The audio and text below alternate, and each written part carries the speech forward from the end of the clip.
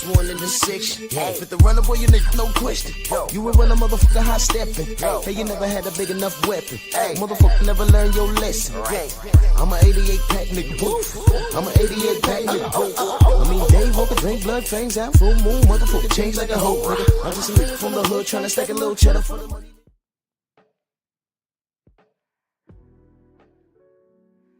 Yeah, buddy.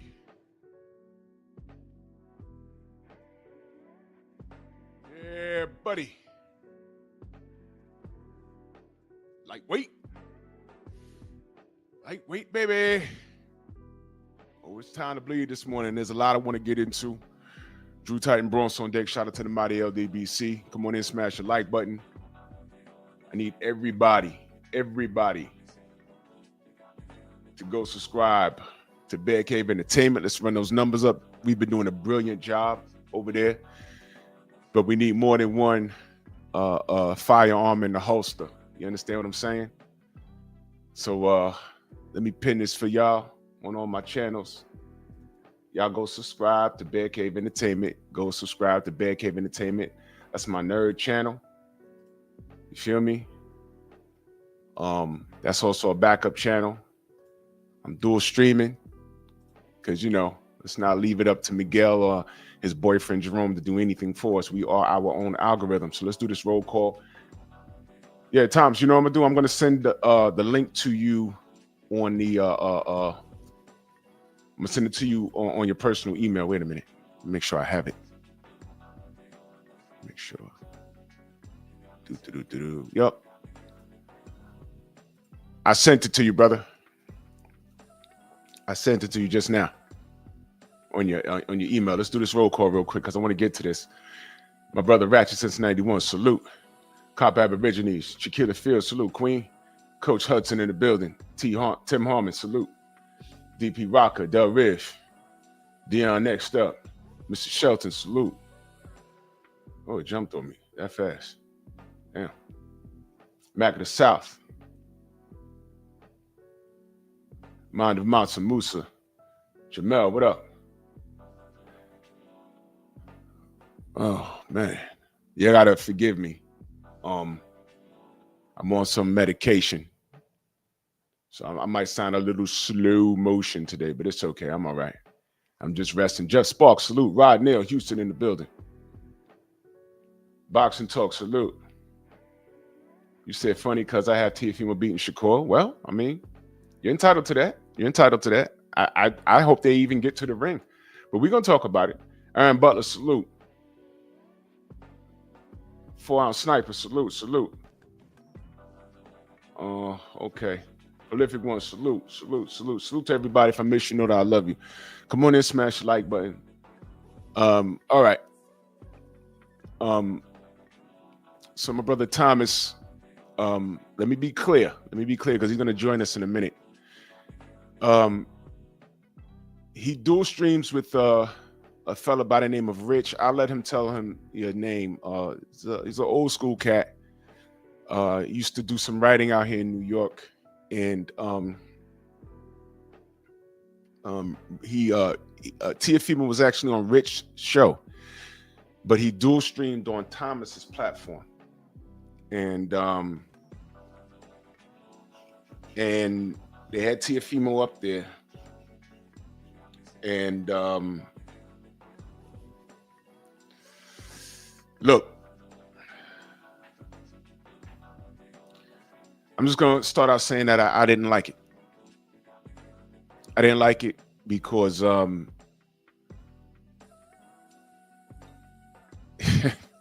first and foremost, let's just get this out the way. You already know how I feel personally about Teofimo Lopez, and I can say that personally because the things that he said, if you're black, you took it personal. If you're one of those that say, oh, he wasn't talking to me, no, then you need to stay the F away from me. But the where he went was beyond boxing, and I don't appreciate it. And you're gonna see in a minute, he never apologized for it, and he stands on what he said because he feels some kind of way for whatever his reasons are. All right, Stormy, salute, Stormy. Noah, salute. So I want you guys to understand something. Guys like him and Ryan Garcia, they said what they said and they stood on it. Ryan said, I'm not apologizing. He said it when he was high, and he didn't do it when he was sober. I want you guys to understand that. The reason why I have that 11 million there is because that's what was offered to him to fight Devin Haney. And the reasons for him not fighting Devin was not only nonsense when he said he didn't want to fight him, but he stood on it on a show last night. Now, Thomas sent me the questions in detail, what he was going to ask Teofimo Lopez. Now, again, we all know how I feel personally about him, right?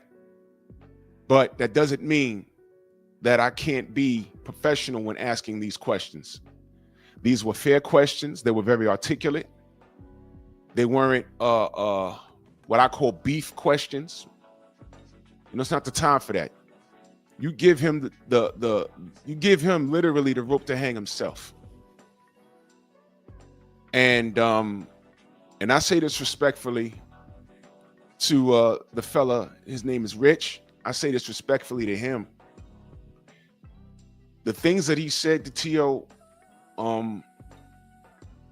he didn't deserve it. I'll just say that, Rich, if you ever get to see this. He didn't deserve it. He didn't deserve your respect. Not sure if you knew the things that he said. You had to have heard some things, but the credit that you gave this man, it's not deserved. It's really not. It's really not. And on the outside looking in, I sent a lot of people that live. I sent it to Champ side over the DM, and then when the live was over, I DM'd the response. I said, never mind. So you don't need to see that. You don't need to see that. Yeah, DP, he said that. He's an ambassador to the sport. I'm like, what are you talking? Wow.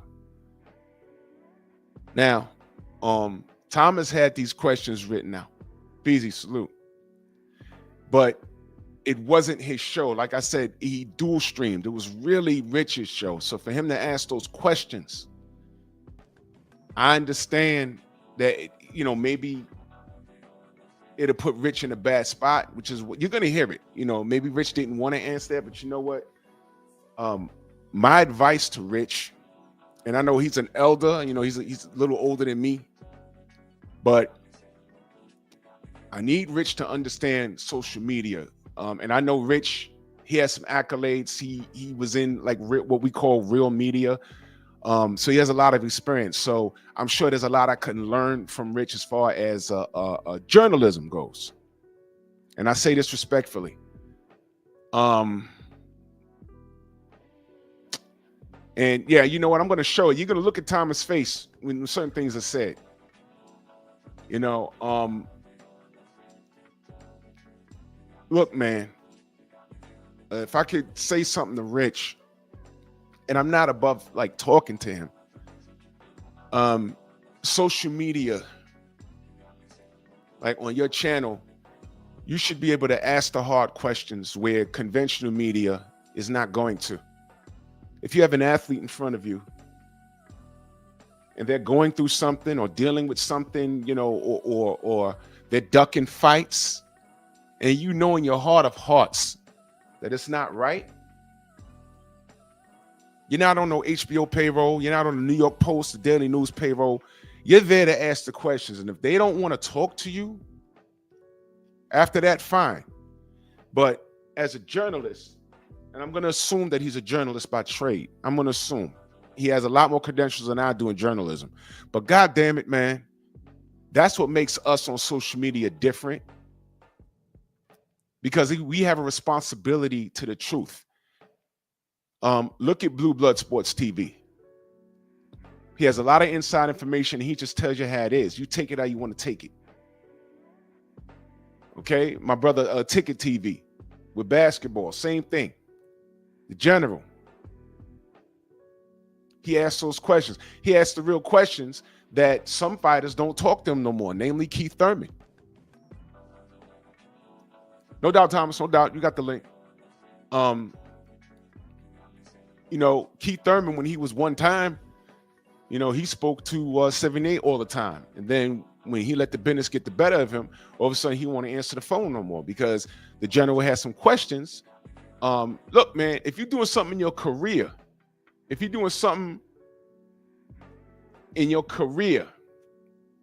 that's going to make the public ask you a question, as an athlete, it will do you well. It would do you well to answer those questions, man. Bill Haney's all over the place. He's not only catching strays, he's catching bullets that are meant for him online. But he's engaging the smoke. Don't nobody pull no punches with him. So I don't know why, a lot of the guys from old media, as we call it, they get on YouTube and they try and do the same thing. It doesn't work. My brother, No Smoke TV in the building, salute. True Boxing Night, salute.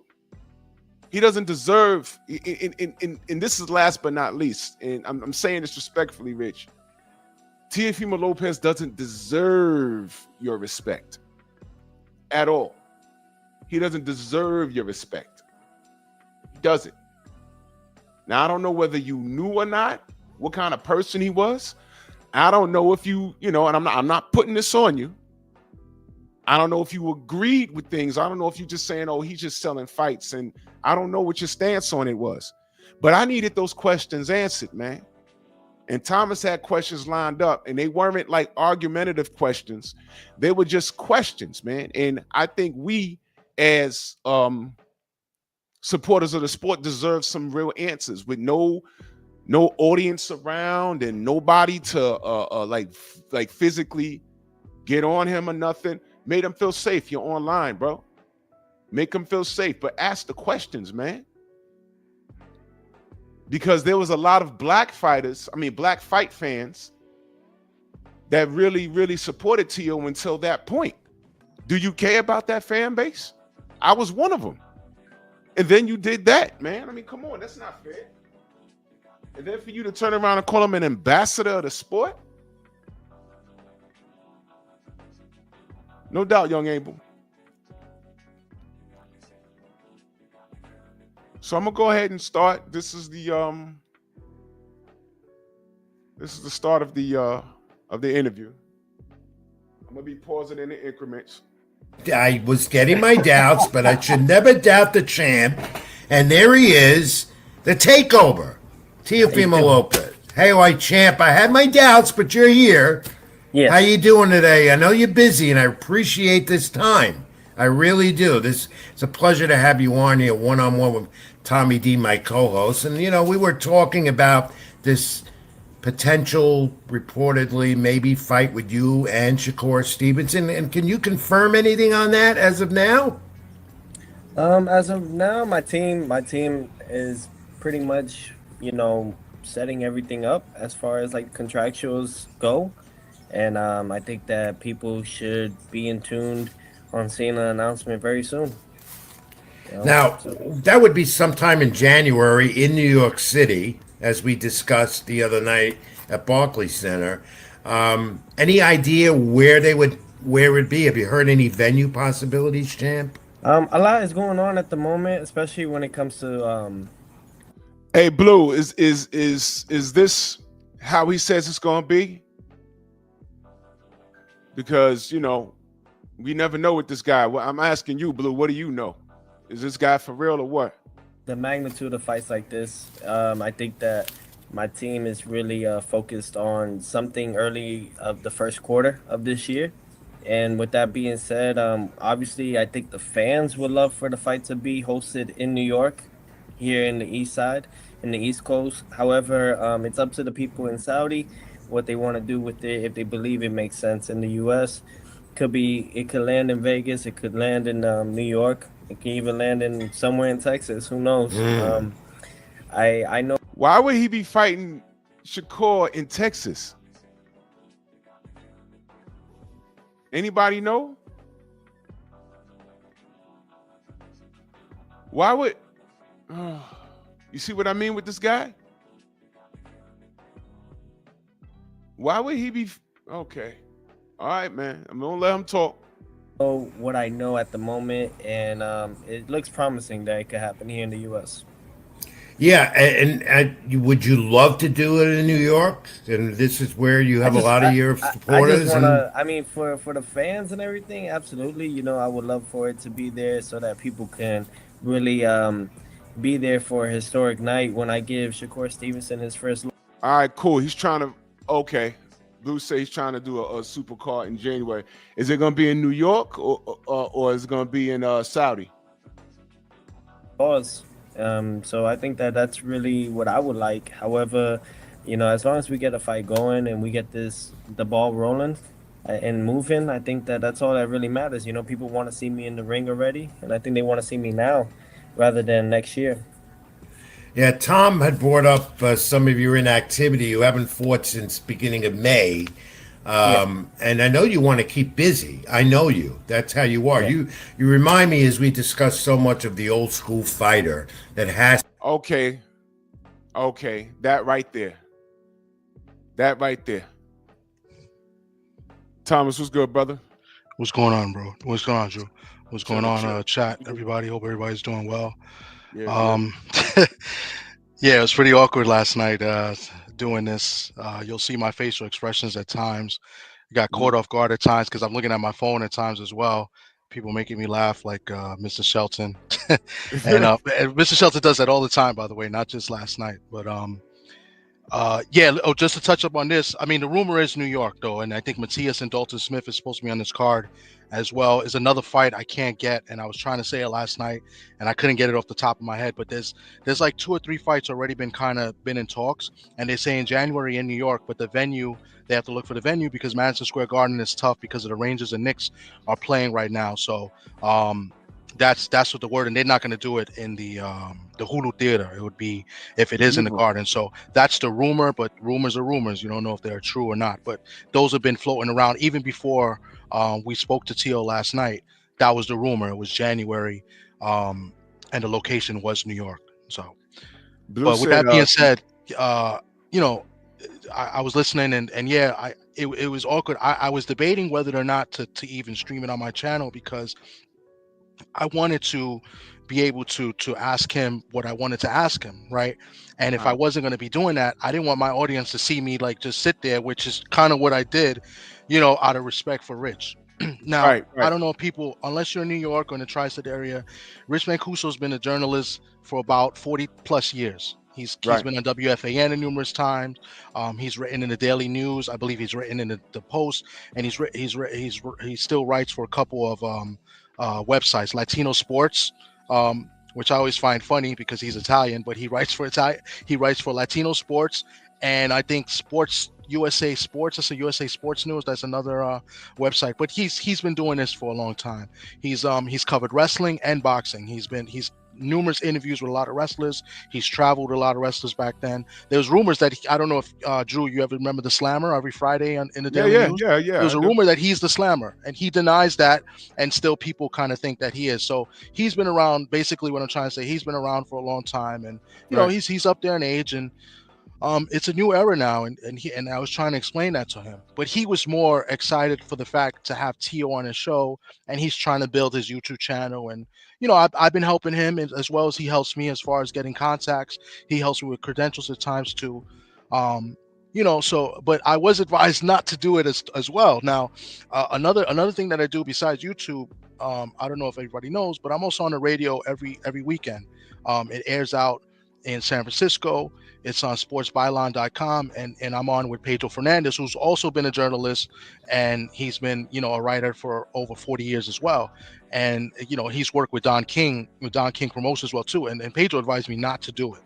And he said, listen, if you don't feel comfortable, don't do it, because if you can't say what you want to say, you know, um, don't do it. You know, that and he was telling me like he built a reputation of Poison Pen Pedro because he didn't care what anybody thought. He just wrote it. So that was his advisement, and even Drew advised me as well. Like, you know, but I really thought that I was going to be able to ask what I wanted to ask, and I even had the questions, and I did it in a professional manner. It wasn't too aggressive. Drew seen it. I sent it to KG. I sent it to two other people as well, and they said these are good questions. But the thing was, I wasn't able to ask these questions. And even when I kind of got into it with like a little back and forth with me and Tio, it seemed like a little bit awkward. And Rich cut in. Like when we got to the Devin Haney, he cut in on it and he was trying to clean it up. So at that point, it was in my mind, this is Rich's show, and I'm gonna respect what he wants to do. But after the fact, when you get to it, after we said, I kind of told Rich, like, you know, you was kind of kissing his ass, you know what I'm saying? So, but you know, Rich is a good guy. It's just that he doesn't kind of understand where we at and what's been going on. I think he knows of it and what's going on. He's more looking at it like, you know, more publicity and more attention to him and his channel. Like, oh, we got Tio, which is great. Like, to get somebody like Tio on is a great thing, but you got to take advantage of it at the same time. You know what I'm saying? So, and I appreciate that to get to talk to Tio. But I spoke to Tio in person too, and I wanted to bring that up as well. I wanted to kind of transition. All right, so tell you know, tell people, because most people don't know this, and first and foremost, he has to know the controversy in reference to surrounding Teofimo Lopez. He can't be that busy not to know. He does, because we spoke about it on this very show when they've happened. So that's why I don't respect it, and that's why at the end of the show, I asked you to put up what I said at the very end of the show. But with that being said, a lot of people don't know. Tell them about. Remember when I was invited to that fight that night, and I didn't go because I know me, and it was still fresh on my mind. I said I can't be around this kid. You know what I mean? Now tell the audience what he did when you asked that question. Oh, okay. Well, and I wanted to bring it up, and I had a really good way of bringing it up, because what's funny is the night before, so 2 nights ago, we spoke to Eric Kelly. Eric Kelly is a known trainer out here in New York. He's a little bit crazy, but he was a top guy in the amateurs. He came up with Andre Ward. He fought Andre Ward. They have a really great relationship. Like, anybody that's in the New York area and that knows boxing in New York knows who Eric Kelly is. With that being said, Eric Kelly, we asked him, and that was on BVO show. Shout out to BVO. Eric Kelly, and he said great things about Tio. So what I was going to do, I said, you know, a lot of people say great things about you, but at the same time, you have done and said some controversial things. And I said, even me and you, we had kind of something that happened. I was going to bring that up. I was going to bring up another friend of mine who's a coach and trainer that refuses to say anything about Tio. His quote was this. He says, don't ask me to say anything about Tio, because I won't do it. I love Tio because he's been nothing but good to me. And I said, I respect that. And when I told him what I'm about to tell you guys, he was like, no, Tio didn't do this. But this actually happened. So this is after the Michaela Mayer fight. Michaela Mayer and Sandy Ryan, after the fight, we was there outside, and they were interviewing Tio. After they interviewed him, people were asking about the comment. It was very fresh about the comment, what he said about, it was Tank Davis and I believe Bud Crawford, and it's the interview he did with Broadway Joel, where he's like, you know, whichever monkey wants to get the banana, right? And that was it. So people had asked him about that, and he was saying something, and then I came out and I said out loud, and I said, you know what, Tio, I give you a lot of props, because you say some crazy things, but you know, you be out here. You always at the fights. Every time I'm here at the fights, you're always out here. So that was me giving a compliment, like saying, like, you don't type it on, you know, the Twitter fingers. You're there anyway, like, you know, avoiding issues. And he's pretty much by himself most of the time, him and his father, right? It's not like he's with an entourage or anything like that. So I was me trying to give him props. He took it as like, well, you know why I say these things? You know why I go around and I do this and I show up? And then it was funny because some people in the background, it was media guys, they were saying, oh, you know, put the cameras down, like, yo, put the cameras away, let him say it. And he tells me, and he tells them, but I think it was to me. I think he kind of like G-checked me a little bit, chumped me. He goes, well, I say this because ain't nobody going to do anything to me, because if anything happens to me, and their whole families too. And I was like, oh, okay, wow. So when he said that, I was just like kind of thrown off, and everybody's like, wow, because, and he kind of got in depth, like, nobody's going to do anything, because if anything happens to me, obviously something's going to happen to them, you know? So So he's super thug. That's what he was saying. Yeah, and that made it kind of a little bit uncomfortable at that point, and people there, no cameras were there to film it. And it's funny that very next day or the day after, I think he was on Cameron's and Mace's show. I think that same weekend or whatever, that same Monday or whatever it was. So, and I wanted to bring that up and tell him that. And I was like, what did you mean by this? Like, and I wanted to have a discussion, and I wasn't going to be aggressive or be a jerk or whatever. Like I said, the questions that I had, you saw the questions, they were in good taste. They gave him the opportunity to kind of cop out, but he could have maybe said something where I could have, gave a counter question to it. Right. And I never got really that opportunity. The only opportunity I had was when we asked him about the Devin Haney fight, and I countered with Bud, and then I was going to counter with Boots, Yes. and Rich cut me off, and I was getting somewhere. And in respect to Tio, he gave a good answer there, a good cop out answer, politically correct, whatever you want to call it. He was ready for it, but once I would have brought up Boots and and continued, then he really would have had no way out. But that's where I'm at with it. It was pretty awkward for me. But in respect to Rich, because Rich is, he's my friend, and I helped him out. I do his show behind the scenes. I'm in the controls, moving the pictures, the video, because he don't know how to do any of that. He's almost 70, you know what I'm saying? And and he helps me as far as like getting the interviews, even not with just fighters, with trainers, referees. I had interviews with sports writers. I had Dick Weiss on. Anybody knows Dick Weiss? He's like a college basketball guy. So he's helped me with all of that. So it's kind of like give and take. You know what I'm saying? So that's where I'm at with it. I'm very disappointed. We're supposed to have a discussion later today and speak about it. And finally, I just want to add one more thing. My wife was pissed with me as well because I was stressed out about it the day before, and I was like, I don't really want to do this, and like I just feel like it's gonna be a bad look. And when it was all said and done, she was like, you see, she's like, you see, you don't listen to me. She's like, you shouldn't have done it. But that's what you guys are gonna see it. But I just wanted to go up here and kind of give like a PSA and let people know what's going on and stuff, because that was not my intention. And I wanted to ask the tough questions, not be disrespectful, and give him the opportunity to ask, because I know what Teal would have done. He would he would have cut the interview off and he would have bounced. So yeah. And I knew that. That's why when you sent me the questions, I was like, well, this is as politically correct as it can be, and he just has to answer it. And I think Rich saved him from that. So, my advice to Rich would be, I don't know if I'll ever speak to him or not. Irrelevant. Sugar-free Mars, I see you, my queen. Here's the deal. He has to decide who he wants to be. All right. Either you're gonna ask the hard-nosed questions and hold these, but by holding them accountable, by asking these questions, or you're not. Because this was, look, and I say this respectfully. I know he's almost 70 years old, but look, man, I understand that your media, you understand? And you have to have a certain demeanor when you're talking to these guys. But at this point in the game, you have to decide who you want to be. If you want to be an old media guy and ask these dancy questions to make him feel comfortable, then do that. And I'm, to Rich, I won't support that because I already know what I'm going to get. All right.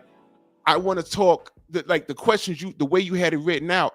You wasn't coming for Teal. You was giving him an opportunity to explain himself. Now, if he don't want to do that, then that's just something else. Yeah. But the way, and I'm talking to the family now. The questions were very professionally written. And you see Blue in the chat. He understands this because he's around this all the time. So I understand. So now he made Teal feel comfortable. But at no point, you didn't even get a chance to ask those questions, and the questions weren't with attitude. They were asking him about certain things that he's done. In the beginning, the questions had nothing to do with the monkey shit.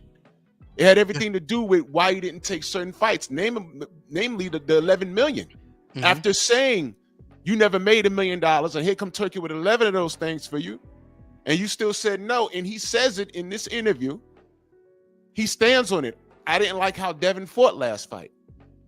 But then I heard him in another interview. He said, well, not that I don't have any confidence in my style, but I just don't like. So you never made $1 million, and you're offered 11 and you still won't take the fight. But well, how do you explain, you know, the franchise status and Devin being up next and you not doing it? And it's his fault he lost to George Kambosos. Those aren't threatening questions. Those aren't aha moments. That's not you coming for him. That's you asking him and seeing what he says. That's all that is.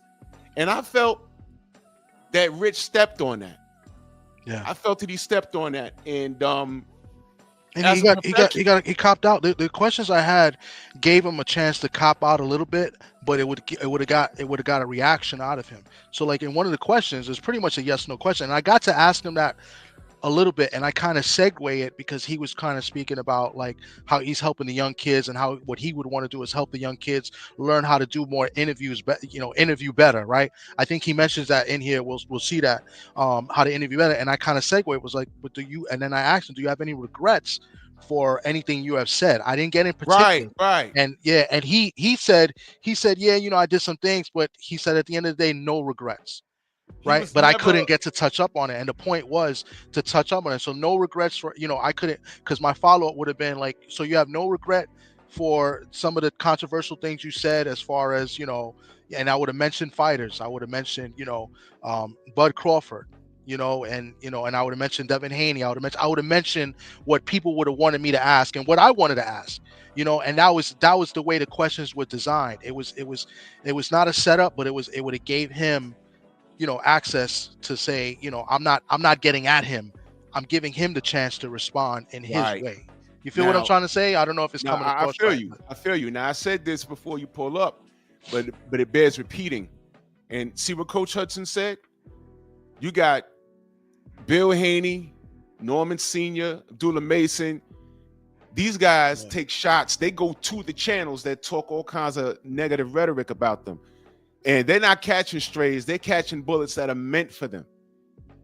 And they pull up and do it. So my advice to Rich would be, listen, don't baby this kid, especially him, because it makes people look at you a certain way. He was supposed to let those questions fly, especially since he had them. So what I'm going to do is I'm going to go ahead and play through the interview, and we'll stop it accordingly. To be in there, and I know you like to fight 3-4 times a year if you could, and we know that's not. Does he really like to fight 3 or 4 times a year? I mean, come on. No, he doesn't. So why is he? That was what you call leading the witness. That's what you call leading the witness. I didn't agree with that, so already I was annoyed. I was like, what the fuck? But I let it go. Possible with everything that goes on, but champ. There go BVO. BVO be a BVO. Like he pissed me off too. I'm not gonna lie. I was like, come on, man. But BVO supposedly has his number 2, and he's trying to set something up. So let's see what happens. But you know, BVO's gonna, you know, he's gonna dance around with him. He's gonna salsa merengue. He's gonna do all of that with this guy. Right, you know, but we'll see what happens. But yeah, BVO. First of all, coming off the Barbosa fight, before I bring Tom into the picture, how you feeling? Everything is good. And you're staying in shape. And by the way, you got a career after you get out of the ring, because you did a great job on Millions pay-per-view the other night, my friend. Thank you, Rich. That means a lot coming from you and someone that's been in the game far longer than before I was born. You know, so I think that it means a lot coming from you. Nevertheless, though, you know, a lot of people say I haven't fought. I fight once a year and this and that, and that's not really the case.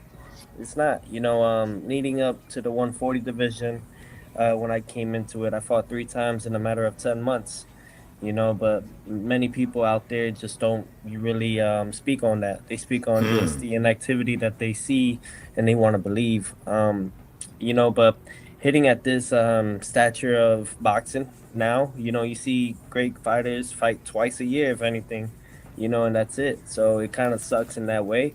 I think the only one that's really pushing that needle right now is Inouye at 4 times this year.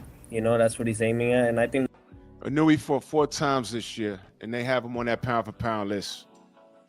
Well, you know what? I don't want to sidetrack, but whatever. That's what I'm looking forward to possibly doing in 2026, you know, so but in the meantime, just staying active, staying honestly ready for anything and everything. Now, BVO, what the fuck, bro? I can't. You gotta stop playing, bro. What are you doing? Really, man? Jesus. Everything. I would like to face other opposition out there, but when it comes to these promoters, managers, and so on and so forth, coaches, it makes it a little bit difficult for everybody. Yeah, you're 28 years of age and you still got a lot of time. A lot of time.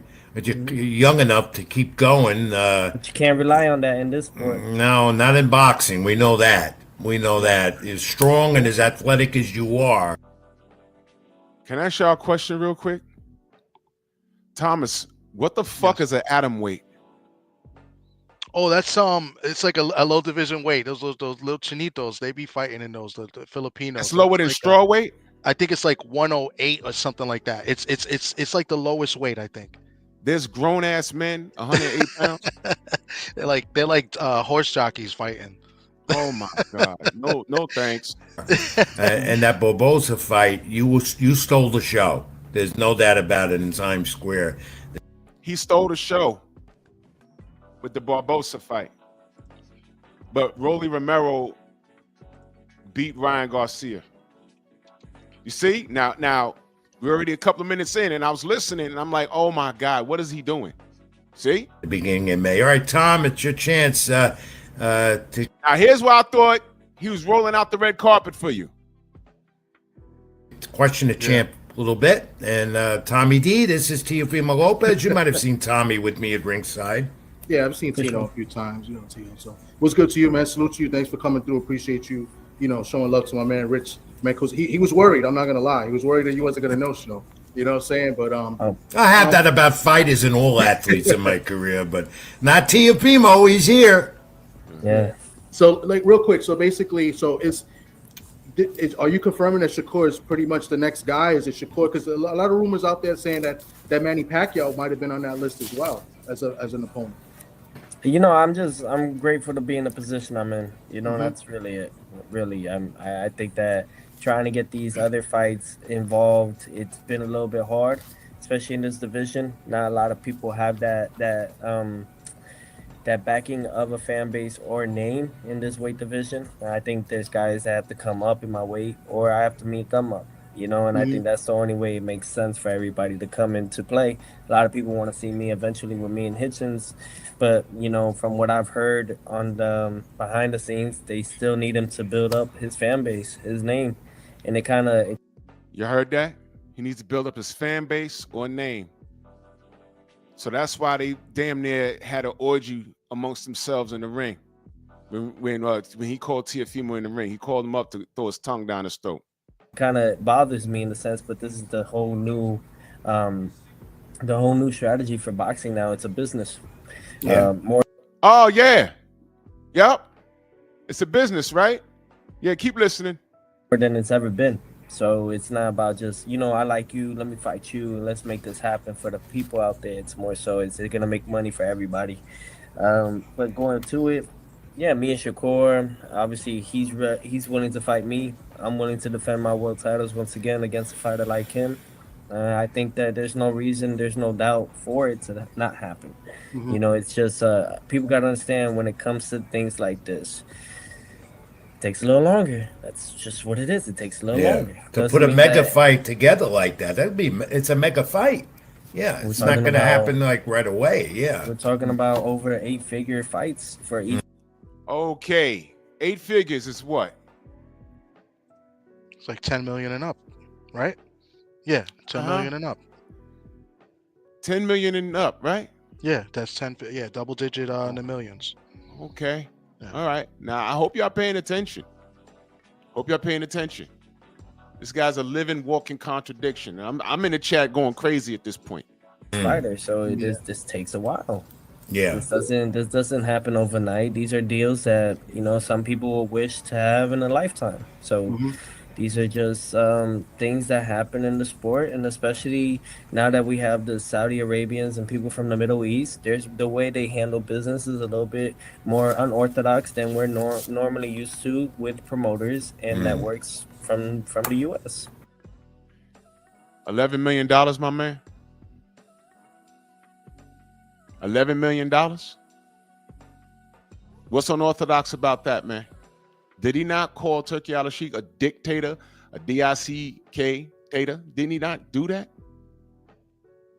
This guy is something crazy, but I'm gonna let him talk. Are you still contracted? Sorry, Tom.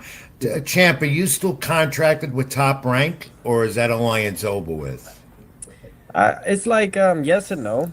I guess that's where I'm at. It's a yes and no. I owe them promotional fees for the next 2 fights, but other than that, I could go anywhere, any promoter, any network, any type of deal, any fight, anywhere I could go. Yeah, but they'll get their cut out of the next 2 fights. This one in the early of this year, and we'll try to knock these 2 out early in the first quarter, so that way the next 2 quarters of 2026, I'm making lucrative deals and collecting at least most of the percentage for every fight.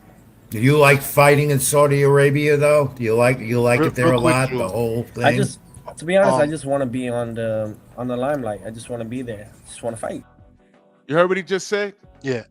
Real quick, there's another reason why I was a little upset too, because I told Rich, I know there's a bad relationship there and there. So that was Rich just trying to get to it, but I wanted to touch up more on that because he doesn't have a good relationship with Top Rank, because later on he talks about Todd DeBuff, that he doesn't like Todd DeBuff, so he kind of walked around that question as well, that the relationship and would he do it? I wanted to ask him, or Rich should have asked him, because we spoke about it, is like, do you regret signing with Top Rank? Because he's spoken bad about Top Rank, obviously, and that was one of the controversial things he said about how Top Rank only promotes black fighters. It was something to that effect that he said. So that was another thing I wanted to talk about as well, and we didn't get to it. So Rich kind of gave him the easy way out there. You know what I'm saying? Like he asked him about if he's still with them. We know he's still with them, but the relationship is not good.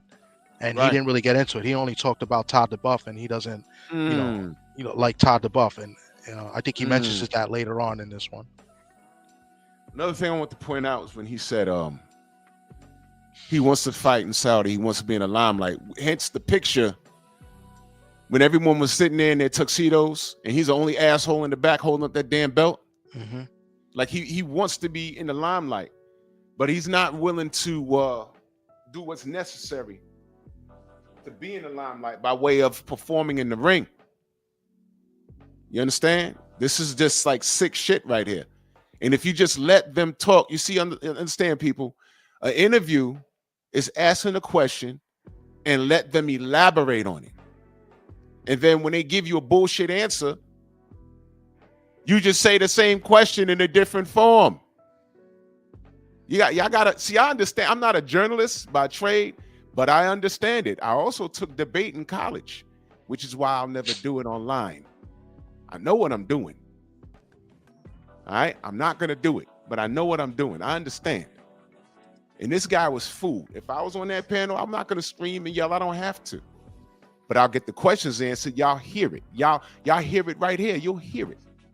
Willie Lowe, Bomb Squad in the building. Salute. So let's get back to it. Let's get back to it. That's really what it is. I'm at the point where I'm about to enter my prime, and I want the world to see a different version of me. I think you guys were all able to see that against an undefeated fighter like Arnold Barboza. What different version? Listen to when he talks, y'all. Mexican, tough, rugged, awkward fighter, and we schooled him, and I think that's you because did. I'm in the comings of going into my prime. You did 100 in that fight, 127 of 574 punches. That's what you did. That's what you the highlight. Yeah, but it's like, I mean, I'm not. This is my opinion, though. I'm not too fond on like combo box. I'm not. No, I only bring them up because I know fans like to hear that, but I'm not a fan of them either. No, we really don't. But go ahead. I'm not too much of a fan on them. The Canobios, they're great people. Don't get me wrong, outside the ring, but in today's world, as you can see with the Ali Act and everything, you just don't know who's telling what the truth and what. So yeah, now and you jumped ahead because you're bringing that up now. There's a lot of things going on with the Muhammad Ali Act and Dana White and the Turk guy. That act was supposed to protect fighters. What is your feeling about that? If you can comment on that. If I can comment on it, I mean, like it's just strategies that those who have power are trying to demand. I think that those that are they got their balls hanging down to the floor and they just feel like they could drag them anywhere. And I Yeah. think that's the issue here. But But he wants these super duper paydays. Can I ask y'all a question? Has anybody ever questioned the marketability of Teofimo Lopez? Anybody? I'm just asking. And while y'all think about that, let me read my brother Eric Jordan, 2 years strong in that strong house. He says, good Lord, the female didn't want to give top rank, Teofimo didn't want to give top rank their cut of the 11 million. The female Lopez is afraid of the ninja sword, getting them dudes them dollars. I got you, brother. Where's my shit at? Give power to my nigger sword! Yeah, he definitely don't want no nigger sword. Ask his wife and his sister about that though. They know. They got some Ben Wallace looking nigga plowing them. Yeah, that Turk guy. Yeah, Aaron, you peeped that? The Turk guy pretty much came in there and made everybody kowtow to him. Because your fighters are looking to make a living. And if you got a grade A fighter and you're over there in Queensberry and his contemporaries over there on Top Rank, I bet you I can make those fights happen. We would if it wasn't for Turkey, we were never going to see Bivol and Beterbiev. Never. We're going on the third fight with them now. That Turkey guy, man. Stop, bro. Stop. This guy is doing too much, man. This guy is doing too much. And I want y'all to pay attention to Thomas' face there. Thomas, I could tell you was you was annoyed. I was annoyed. I really was. It was really awkward for me. I swear to God. It was just, But what's funny? I gotta add the funny parts to this too. Is that like when everything's over, I'm texting people behind the scenes. There's a few people. Shelton's one. He's making me laugh. Drew, and the funniest one was KG, who I don't know if he's here yet. So he texts me, and then I texted back, and he calls me, and he gave me the most evilest laugh you can possibly make. And that's just like, you ain't shit. It's just like he was. I mean, it was crazy. I think he's gonna come on later when he's not busy. But yeah, it just. I'm waiting on KG. It was just crazy. And I don't know. Did I mention that my wife scolded me too? Yeah. Yeah. So like, yeah. Oh, there go KG there. Yeah, perfect. He was just waiting. It's a jerk. But yeah, go ahead, Drew. It's a bigger issue for the young fighters that are coming into the pros now. For guys like myself, I don't think we'll have that much of an issue. I think that for anyone else, though, it's going to be a lot harder if they pass this. It's not a good look at all. And I think that I think a lot of us should come into a petition or something in this sort and kind of fight back on it as far as all the champions and all the names that are in the game. Now, wait, hold on, man. He's a living, walking contradiction, and I'm going to tell you why. Right now, what he's talking about is boxing, like this Muhammad Ali act and everything. Right now, what he's talking about is what I often talk about, boxing being a fraternity. If anything, you're supposed to help your guy eat, right? So before there was 11 million on the table, it was a simple unification for Undisputed between him and Devin Haney. He didn't do it. Even before Undisputed, he didn't do it. He wasn't trying, and he's still not trying to break bread with Devin Haney. And in this instance, the money that Devin would be getting has nothing to do with the 11 million he was getting. So please explain. Now you see, those are questions that I would ask him. What's going on with that? But old boy Rich was in the way, man. Shit. Yeah. I think we should all at least come together as a community because who is what the fuck? Oh my God, bro. Yeah. Come together as a community.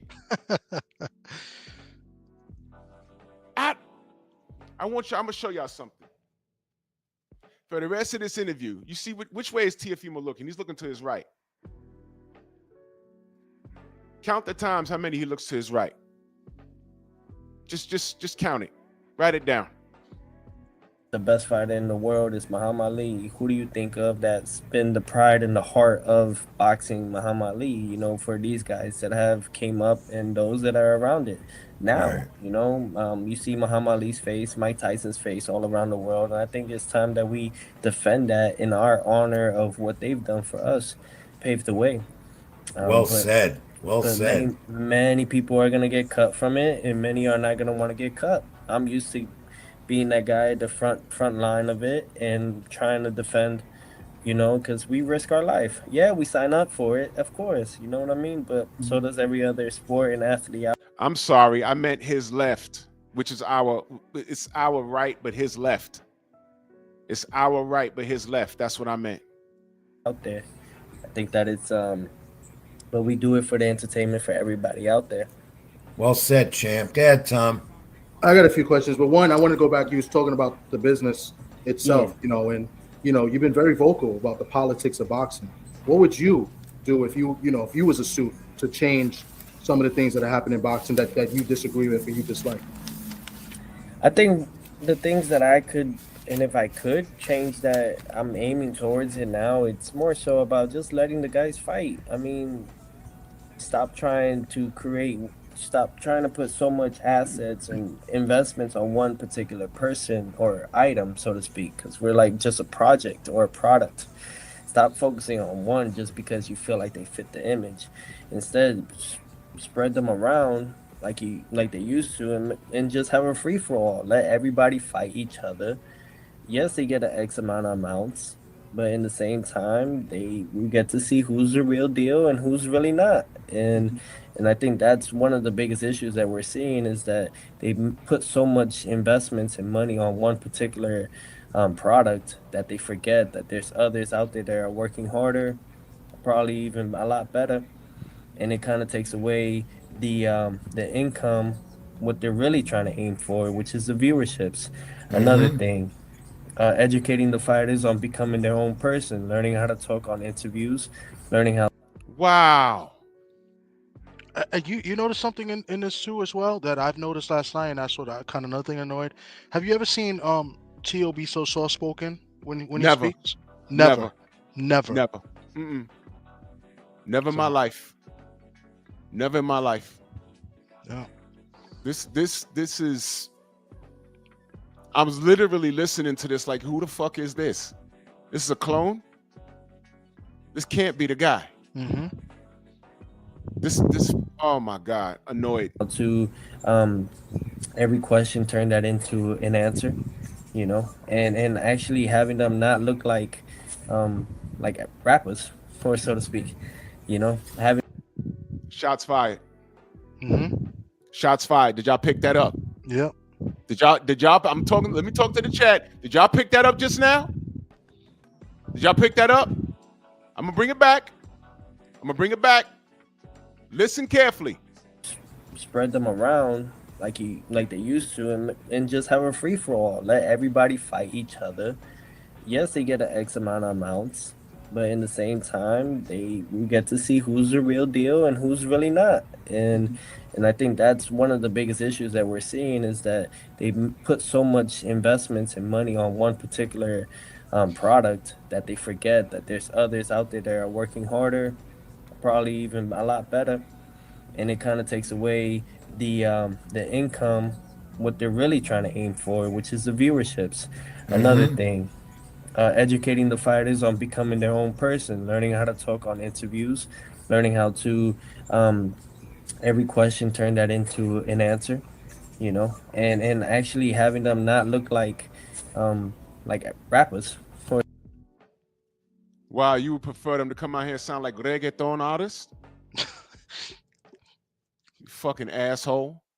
Look like rappers. Who the fuck you think he was talking about? He couldn't have been talking about Devin.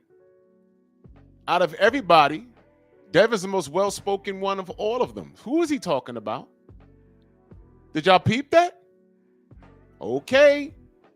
What do I always say? Just let them talk, so to speak, having them look more of a role model. Have them look like more of a role model. This motherfucker shows up to the Fatal Fury dressed like a fucking sharecropper. What the fuck was that? Now, I picked that up. I picked that up right there. He walked into the place like that, said, look at this mother. Look at him. Look at him. He came in dressed like a sharecropper. Does Rich know that? Well, we brought it up after the interview, and I put the picture up because that was one of the pictures he selected for me to use. So we put pictures up, when we talk about the fighters. And before this started, we were talking about Tio, and I only used 2 of the 3. But then I brought it up, and said, well, I wanted to ask him about this picture too, and I brought it up. So you'll see that, after he gets off. Like if you look back in the times of the 40s, the 50s, the 60s, they all were nice suited, had a nice look to them outside the ring. Now he's telling black fighters to do something that he's never done. Very charismatic, and they were all about the people. I think another thing is stop allowing managers, promoters to get involved in how to personally get with these fighters. I think they just need to treat us as the prize fighters, right? But not get too much involved emotionally on like, I don't like you, so I'm gonna sit you down or I'm gonna sit you out. Stop making it so much personal. Remove the personal with business. I think that we see that a lot today. I dealt with that a lot with Todd DeBuff from Top Rank. I dealt with that a lot with them, just because the guy didn't like us. And obviously we're at the point now where we've scattered from it. We've ended that chapter, got nothing bad to say about the guy, wishing him success in their journey on where they strike and where they land for a TV deal. But other than that, I think that there's situations where you guys a lot of people just need the fighters and let them be their own person. Yeah, it's all a business. That's what it is. It's become that big, not like years ago when you didn't have the money that's out there now and the streaming networks that do it as well. Speaking of that, when you go back in the past, as you were growing up, and got into this sport, and you have to admire a champion like you that goes in there every time and takes those punches and do what you do. Who did you admire? Let me stop right there for a moment. This mother effer, I'm trying to watch my mouth, is telling us, and I want you, because a lot of this is going over your head. Exactly, Tim. This goofball is telling us how to dress and how to speak, and he hasn't done anything remotely close to what he's telling us to do. When I say us, I'm talking about the black fighters. Do y'all see this shit? I hope you're paying attention.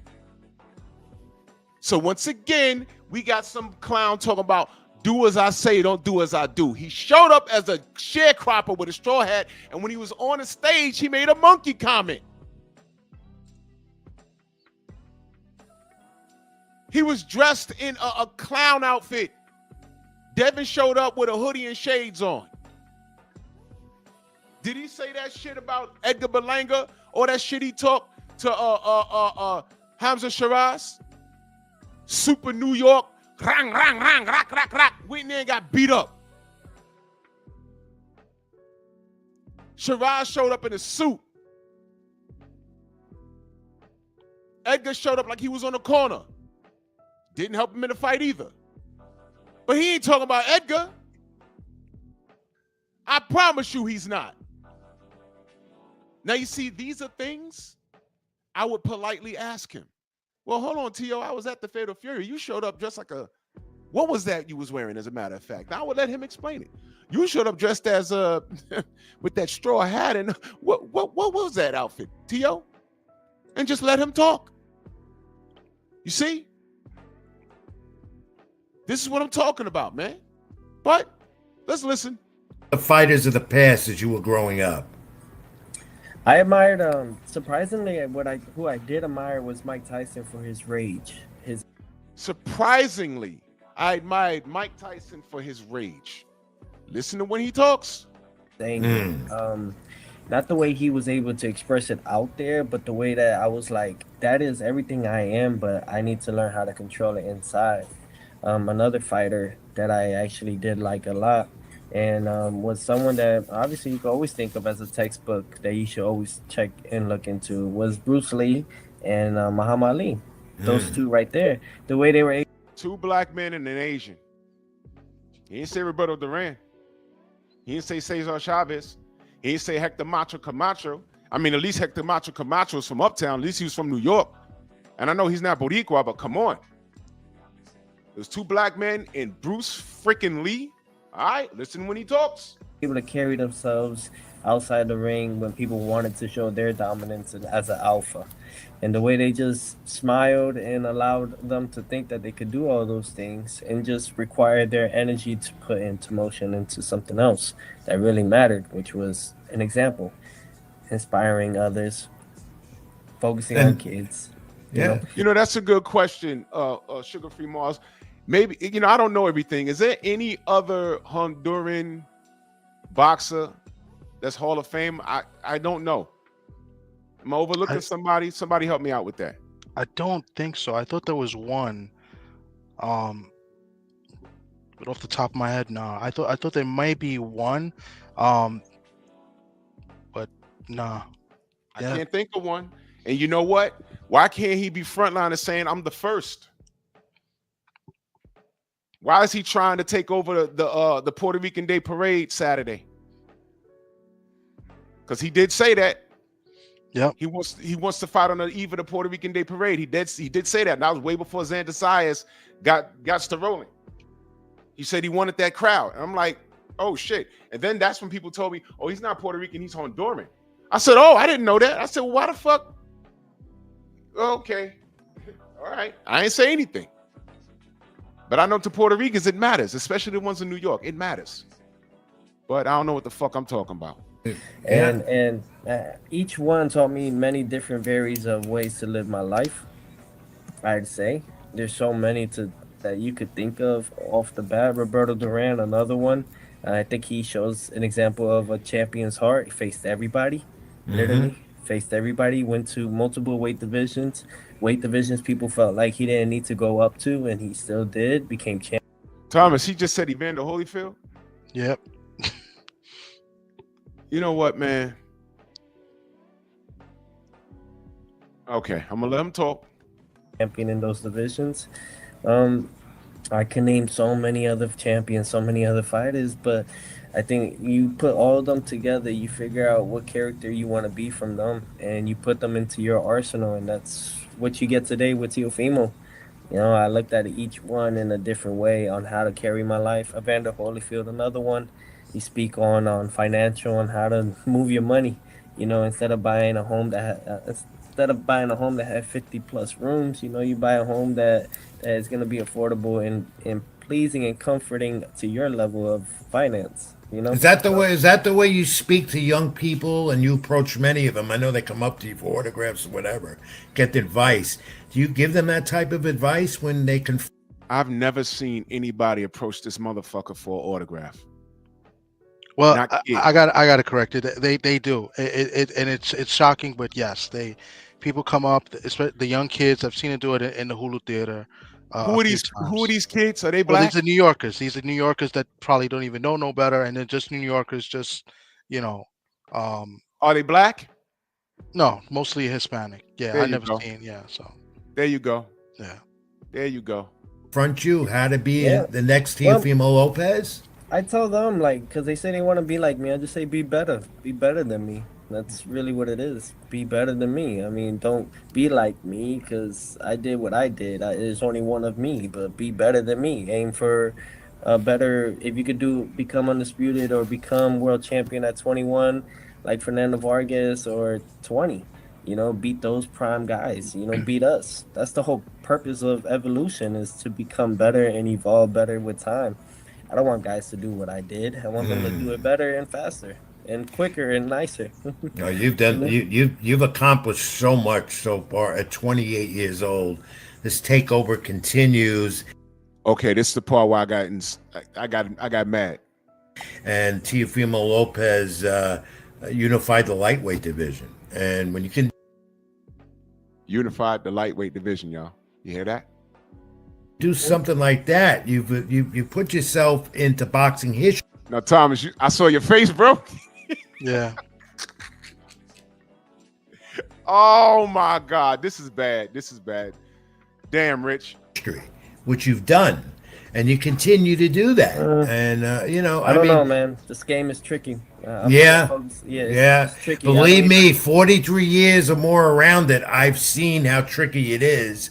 The shenanigans, the cutthroat, and how things could go quickly well and down. But you seem to always bounce back. You have the right formula all the time. You got your dad on your side, and you seem to always bounce back and just move on and accomplish what you want to do. What goes into that mentality with you, champ?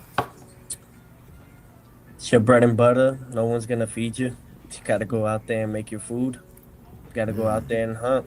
You gotta go out there and make a living for your legacy, for your life, for your name. No one's gonna remember someone that quits. They're gonna remember someone that kept going, that never quit. I think someone that's strong and they could literally destroy their career and rebuild their career at the same time. That's something that you rarely see in today's world. Right. And not to rely on anybody, just on my faith. I really hold on to my faith a lot. My faith is really what creates all these miracles to happen in my life, creates the impossible to possible. What I've done is not by me, but by something much greater. And I always will rely on that. And then another thing, I think, when I think about all these things, even with the doing what I've done, just in beating 2 top pound for pound fighters, undisputed fighters, almost nearly. Loma almost became undisputed, but I took that from him. But just defeating guys like the Taylors as well, the Comeys, and everything of that nature, I think I can't rely on the people from the Hall of Fame to put me as a first ballot. I can't rely on that. So I got to keep going. I can't rely on people's perspective. He's saying, yeah. Motherfucker, you supposed to be striving to go to the Hall of Fame. This is insane. Perceptions and perspectives of who's a Hall of Famer and not. So beating a guy like Shakur, that's just another one of my columns. Let's keep him going. Let's keep ranking him up. And maybe one day because I looked at the media today. I look at media every day, and it's almost the same. Well, after I'm done in the gym, and it's almost the same. People throw out the same narratives, and eventually, when you keep throwing the same narratives, it's a different world. People are gonna believe. Oh boy, here you go, Thomas. Here you go. So, they may say, I gotta ask you though. Yeah, I gotta ask you though. We got you here, and you can answer the question. So, like, you had an opportunity from what we see in the media. And what we hear, like, you had an opportunity to fight Devin Haney. Was that offer real? Like, what happened with that offer? Why Devin Haney didn't work? It did not match. It did not match. Dude. All right. I'm gonna continue letting him answer. Now you see, Thomas got the question out, right? Now I want you to watch this motherfucker face now.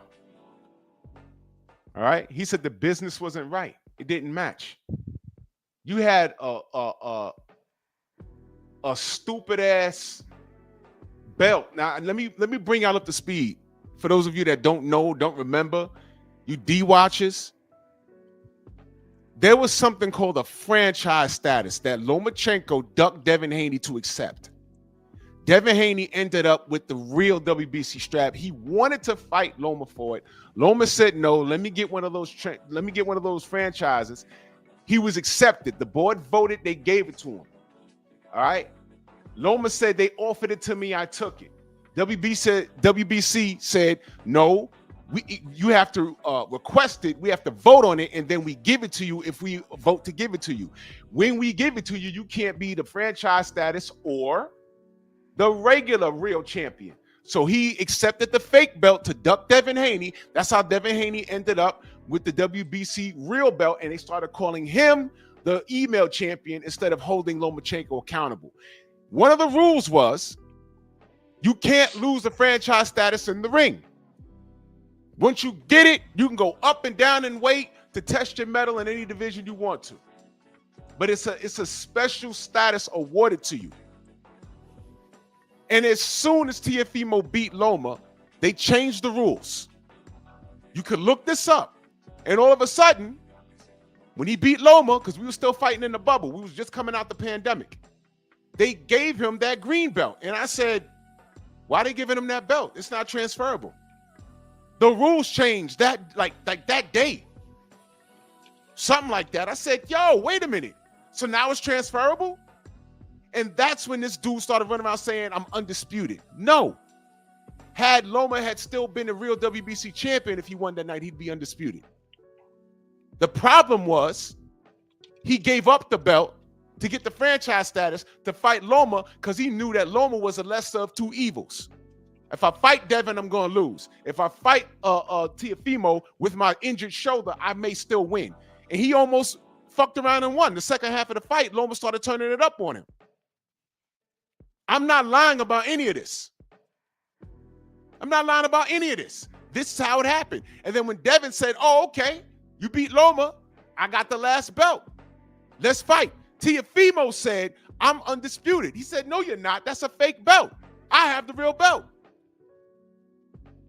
Then he starts running around saying, I'm undisputed. He's not. Even ESPN said he was undisputed. That is wrong. He was never undisputed. And then when Kambosos beat him, he was saying he was undisputed. That is wrong. Devin said, all right, Kambosos, you up. Kambosos wanted everything, even fighting in Australia. Devin did that, went down to Australia, became undisputed for real, and then went and defended it down there for real. And y'all want to tell me about Teofimo Lopez? Does Rich not know this? I'm just some dude sitting up here in the Bronx. But Rich don't know this. He got 43 years of experience. He doesn't know this. This is elementary.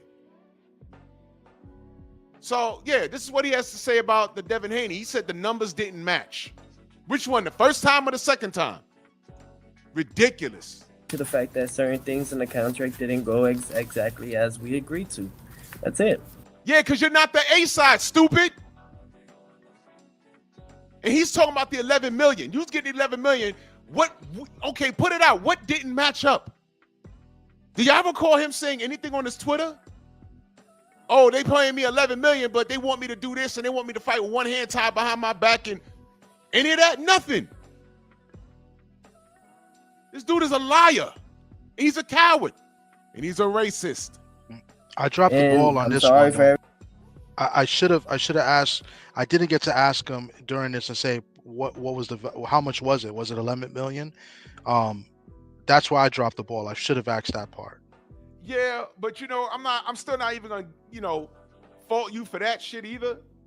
Because you know what? If it was anything, the public heard 11 million. And if it wasn't that, what I know about these fighters is, if anything, if the number's not what it is, they put it on blast. Mm-hmm. Nah, they ain't offer me 20 million. They offer me 5 in back-end money. He didn't say that. If it wasn't 11 million, he'd have said that. No, it wasn't 11. It was more like 5. And 5 is still more than what you claimed you made. These are his words. everybody. I'm just not gonna be that guy to take it or leave it anymore. I've done it numerous of times. For me, can you name one of the things that wasn't an agreement? Is that possible? What wasn't an agreement? That wasn't possible. That was not possible. I think the weight was not. That was the issue. Why not just fight at 140? He wanted to fight at 140, no? They wanted to fight at 140. Listen, y'all. Listen. 47 or 140. Not even like a catch weight. I see. Yeah. Why not just fight at my weight? Because they can't make 40 no more.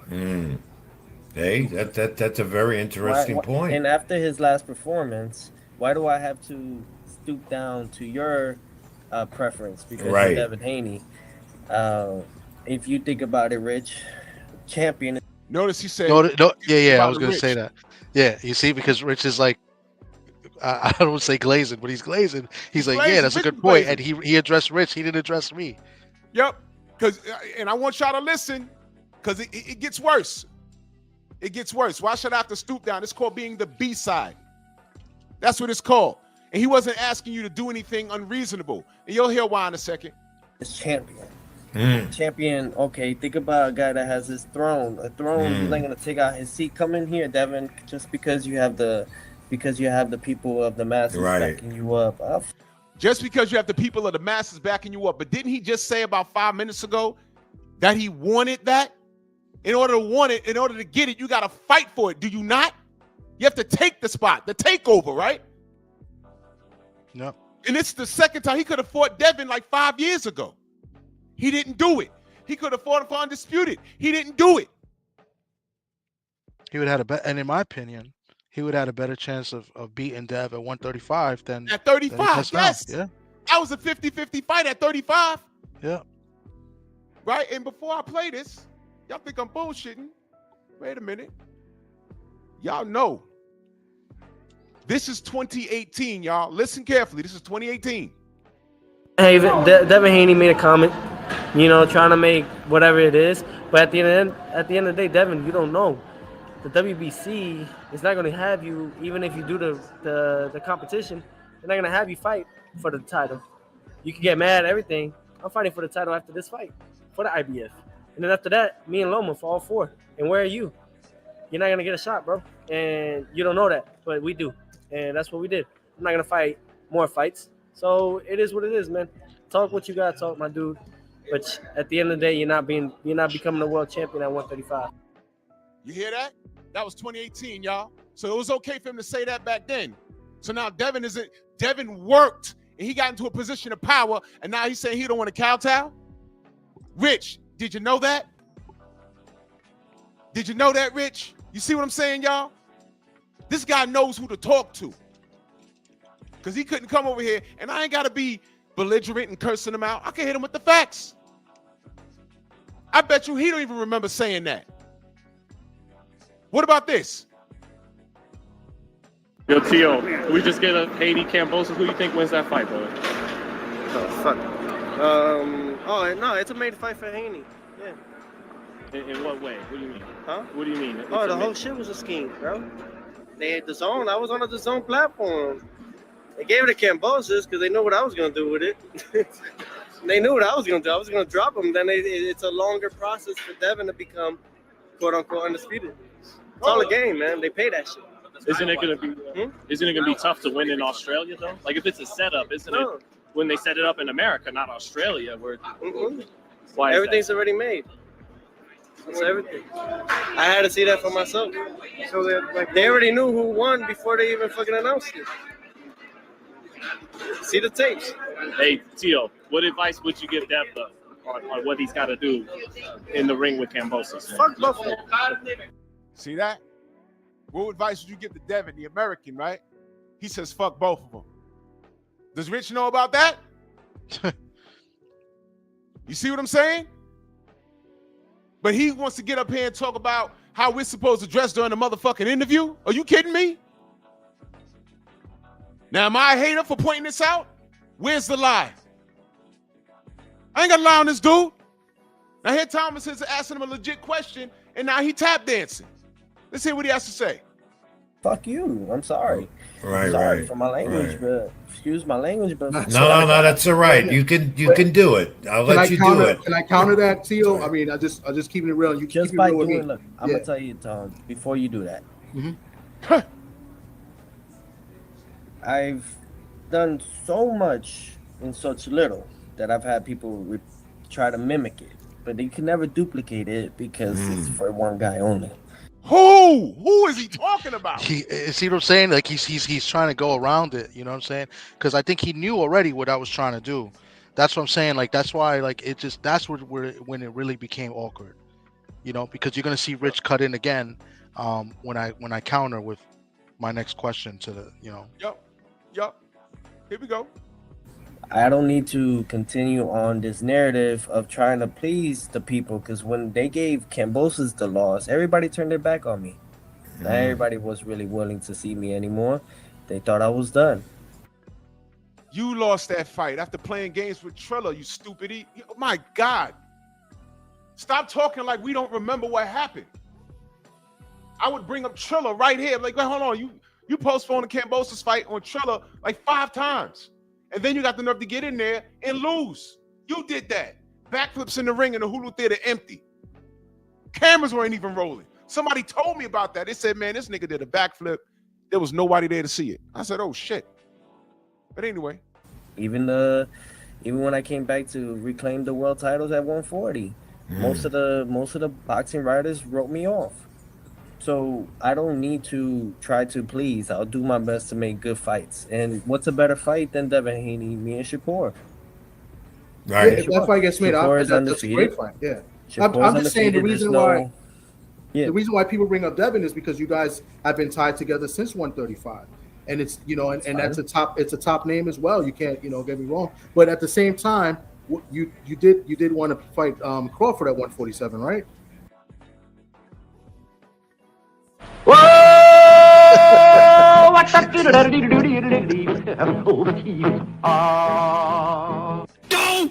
Y'all can go ahead and screenshot that right there. Look at his face. Right there. That right there. Look at his face now. That's the oh shit. You see that? In the words of Roy Jones, y'all must have forgot.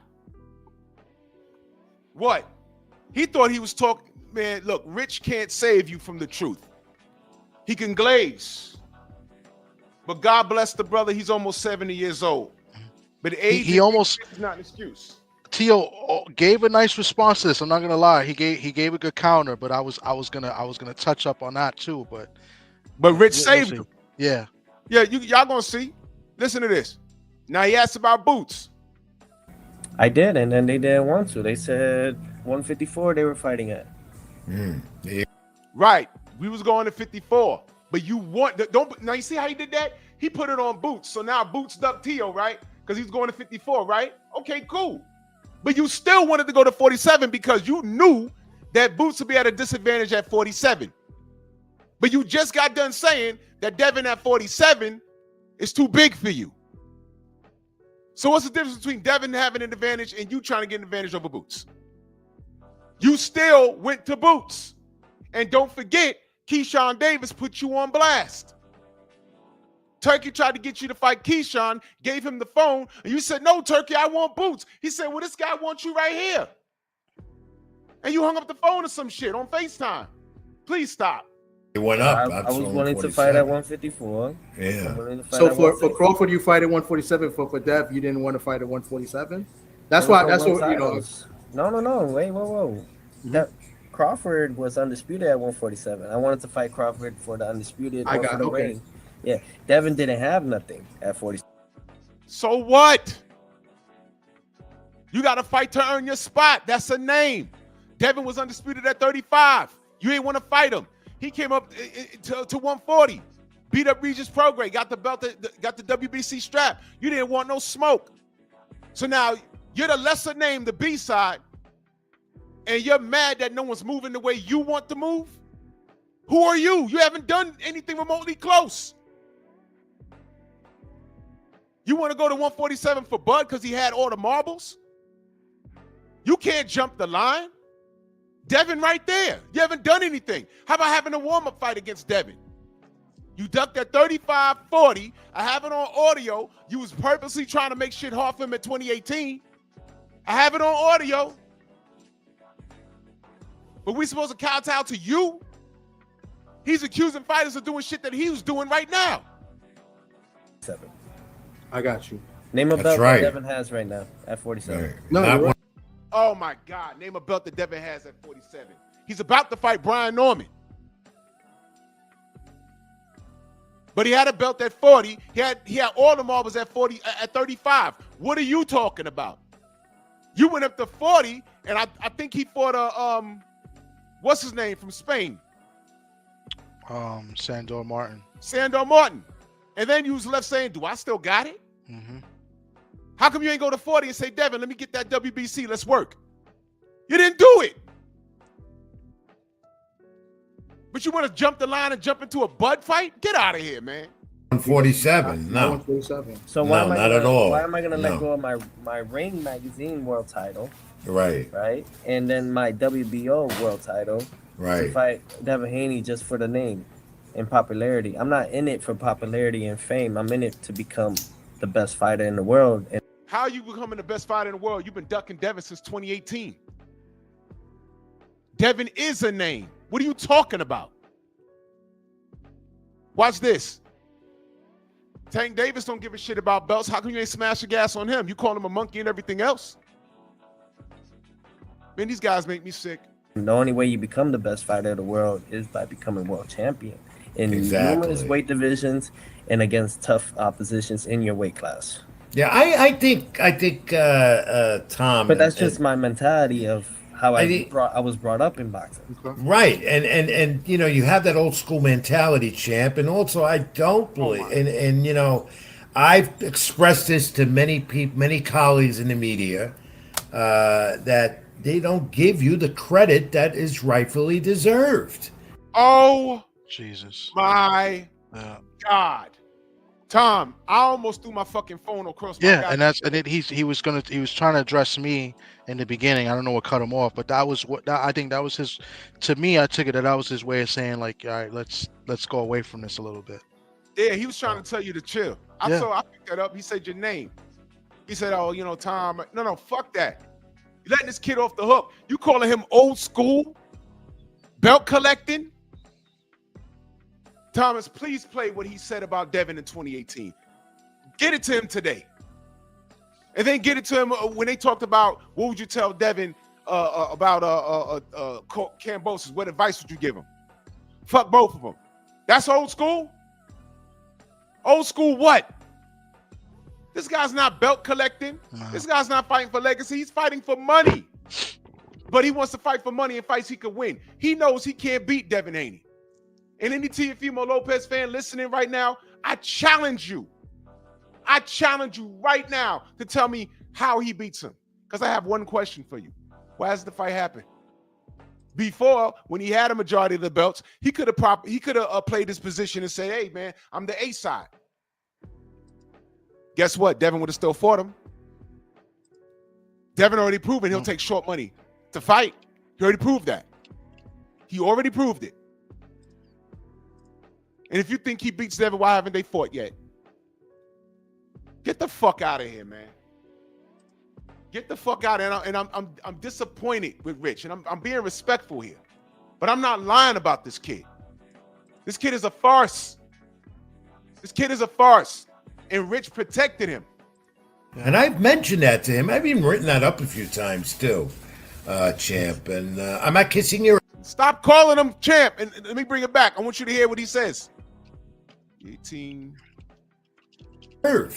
And I've mentioned that to him. I've even written that up a few times too, champ. And I'm not kissing your ass. You sure?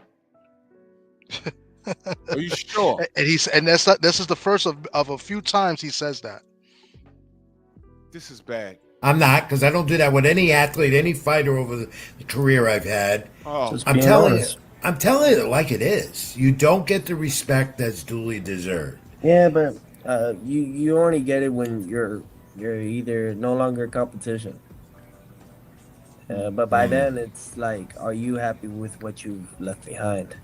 So you're either, everyone's like that though. It's what it is. I mean, when Kobe, name one right now from just outside of boxing, Kobe Bryant. People who talk so much about him and how he wasn't Jordan and he wasn't this and he wasn't that. But the moment the man left this earth, like how many people love and cherish him. That's not true. People praise Kobe Bryant when he was alive. What are you talking about, idiot? I mean, wish that he was still here to this day. I think it's just what it is. You come into that cloth of being. Speaking of to this day, didn't he call Deontay out his name? Yep. He absolutely did. No. Does Rich know about that? Probably not. Unreal.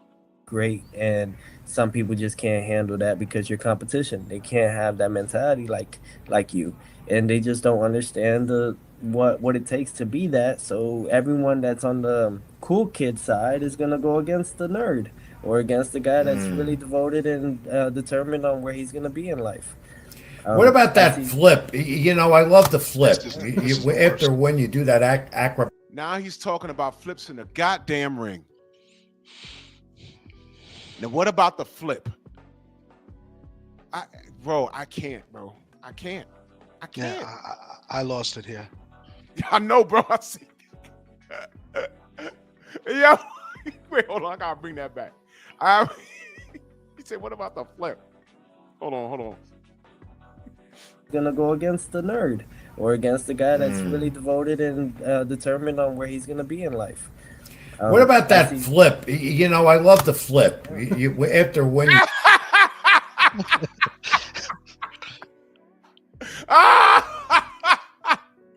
Yo, you were done, bro. You were I, done. and mind you, on top of this, it like my conscience was like telling me, I kept looking at the chat, and it's just like, and I'm thinking, I'm gonna get killed, man. I'm gonna get crucified. Like it's in the back of my head, and I'm just like, what can I do? I'm looking at my phone.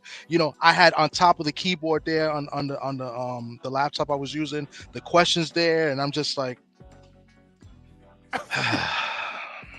Delano said Rich is not just kissing ass, he's eating it. Yeah, he is. You know what? His ringtone when he call you should be that Sukiana. Eating nigga ass. Eating nigga ass. That should be his ringtone. He's talking about flips now. This is amazing work. you do that acrobatic flip. How did that come about again? And I mean, I've been worry every doing- time you do that you're going to get hurt, and you don't because you do it so well. You're an expert at it. How did that all originate? The flip. We're talking about a flip now, y'all. The flip. I mean, well, since I've been doing backflips since I was like 6, 7 years old. And Now we're talking about Teofimo's backflipping skills, y'all. This is very important. It's crazy. the Oh, by the way, backyard, so if you haven't checked, because I got to bring this up. I don't know if you followed this Dominican. He's a former fighter, Florentino or something. He got a nice. He's Mr. Suspicious.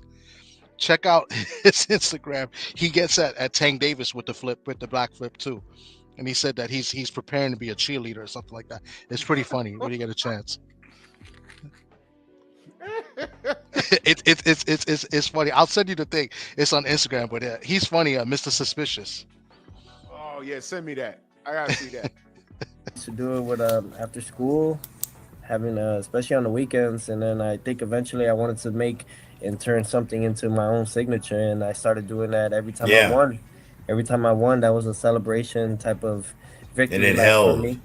It held, And I just kept doing it, and then I took it with me to the pros, and then little by little I started Took the backflip with him to the pros. That's important information, y'all.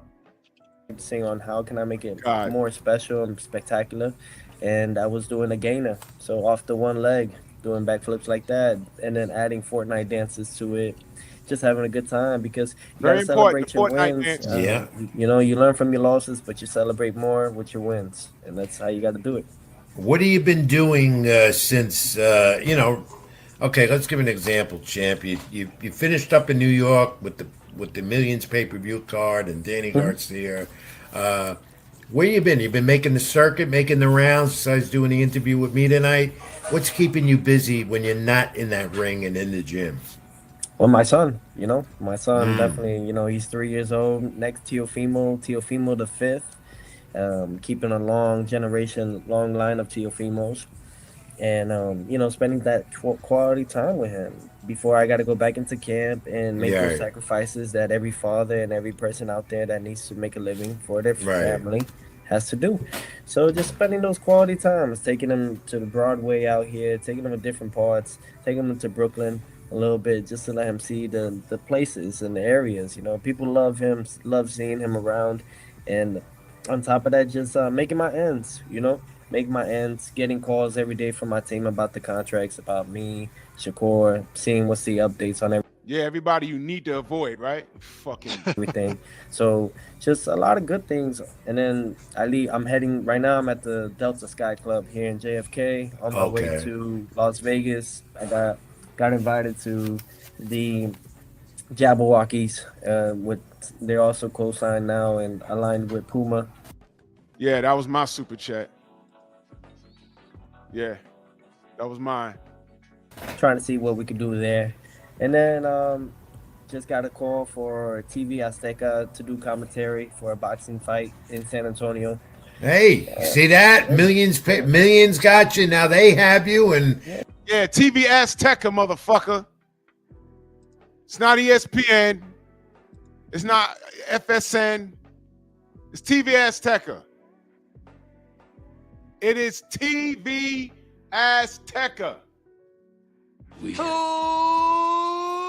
cares?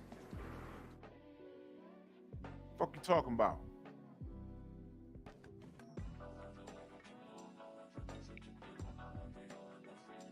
TV ass Tecker. If you don't sit your ass down. You've got a future behind the microphone. You know the sport. There's no doubt about it. You know the fighters. You did your preparation well. You got great insights. And what better than coming from a world champ like you? You know? You know, and I'm very honestly, I'm very grateful for all of it. You know what I'm saying? Despite me not being able to fight at the moment, I'm still trying to make other ways to be out there. I love the game. I love boxing.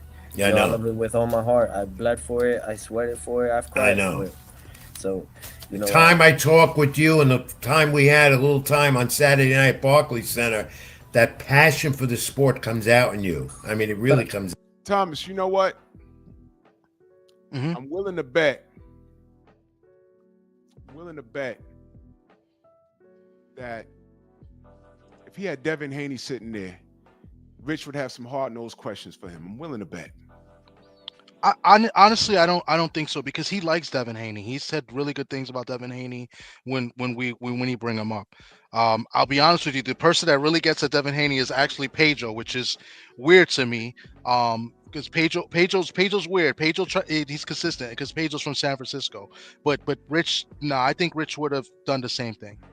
I honestly think so. Yeah, I do. I Because he's don't trust actually these said really good dudes. things about Dev on the show. He doesn't. I don't think he likes Bill, but he has no problem with Devin. I don't think, you know what? Based off of this, I don't think so. I think he'll say something good, but then when you get in front of him to move the needle on his channel, Mm-hmm. he'll hit him with a few hard-nosed questions, which Devin will happily answer. Because Devin's resume speaks for itself. Yeah. This guy's does not. Nothing that he's done, nothing's matching. Nothing is matching. None of this shit makes sense to me. This is crazy work. Yeah. but I'll tell you what's the difference. And it shouldn't be a difference though. With me and every other champion out there, I want the best for every fighter. I really want the best for every guy, every person out there, even if they're in my weight class. You know, I'll give them pointers on how they could even step up their game. Because, you know, what's the best part about doing what I do is making sure boxing is at the number one spot that it's in, that it's been in for a very long time. He's so full of shit, his eyes are brown. Great advocate. You're a great advocate for the sport. Do you a great advocate for the sport? Are you hearing this? Not one time did he address the monkey comments, man. This the shit I'm talking about. You might have a commissioner role one point down the line. Would you I like to hope do not. that? What do you want to do when you finish with your career? What is your ambition after boxing? I would love to be a man of many traits, especially when it comes to boxing. Be a trainer, so I'll be a coach. I would love to be with USA Boxing and train the amateur fighters there as well, and really get into commentary on that stage. No, Statue. I know you. I Another- know you. You got it in you. I just You said know, that numerous times. You have it in you. Would love to be a promoter. Would love to do all these things, all in that. You know, Yo, dead ass Thomas. I'm just gonna ask you, bro. He's straight. Is he straight? I don't know. Okay. Yeah, I don't know. the money that I get now, just save enough to make these promotions start happening. And once I become free agent, you know, see which network, not promoters, but which network would want to be with Teofimo. The thing. I'll tell you right now. What is it? Yeah, I'll tell you guys right now. The problem with these young fighters, any fighter that is listening right now, any current champion, anyone that's on their way to become a free agent, if you're at a smart position and if you're at a point where people really like you, and if it's outside of boxing, it's maybe YouTube and TikToks, but then you generate those fan bases into boxing and do your thing in the ring, you don't need to co-align with another promoter if you're a free agent. You open your promotion and you find a way to do either one-offs until you build that. You work a good connection with everybody. You don't burn no bridge. All right, don't do mistakes that I may have had. If they say I burned bridges, I don't know where, but okay. But at the He don't know where. This dude is disingenuous at best. same time, you built it, you built it, you built it to where you show everyone, and then you make a network deal, even if it's a small one that maybe people don't know of right now. You get equity from their company. You find ways to do that. You show that there's value to it, and then you bring a whole stable of fighters that you may know or others may know, and you bring them all together. You find who could pay these things. You go to the bank, you know what I mean? Get a loan, do this, do that, and you get your own foundation of a promotion with a TV deal. And then with That's that, it. Yeah, and then with that, you're creating the income, that's not for it. others. You're good. And then another thing, You're good for sure. California has Yeah, go ahead. California has, despite California doing this act with the Ali Act, California has a what's the word that everybody needs, like benefits, right? What's the proper term? What's the proper term? Hold up. There's a Pension. proper way of doing it, but that It's a pension. Protocol. no. You know how certain Pension. companies, corporations, they have it. It's a Pension. it's Health a Tom, can you help out? Health benefits? yes, Health but benefits? they have The health benefits for fighters, which is a major they issue. do, but they have that in California. Now, okay, I'm gonna let him They talk. have that. I'm gonna share something with y'all. And the thing is that no one really relies on that yet.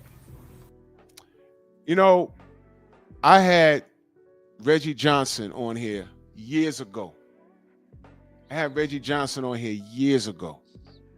And we talked about California being the only state that has a pension plan for fighters. They told Reggie Johnson, I forgot how many rounds. He's a few rounds away from getting a pension.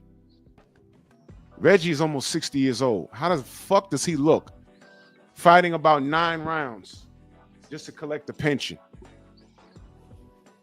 Think about what I'm saying. Main biker in that super chat salute, he says, sound like he trying to ask T-Ho what that nose do.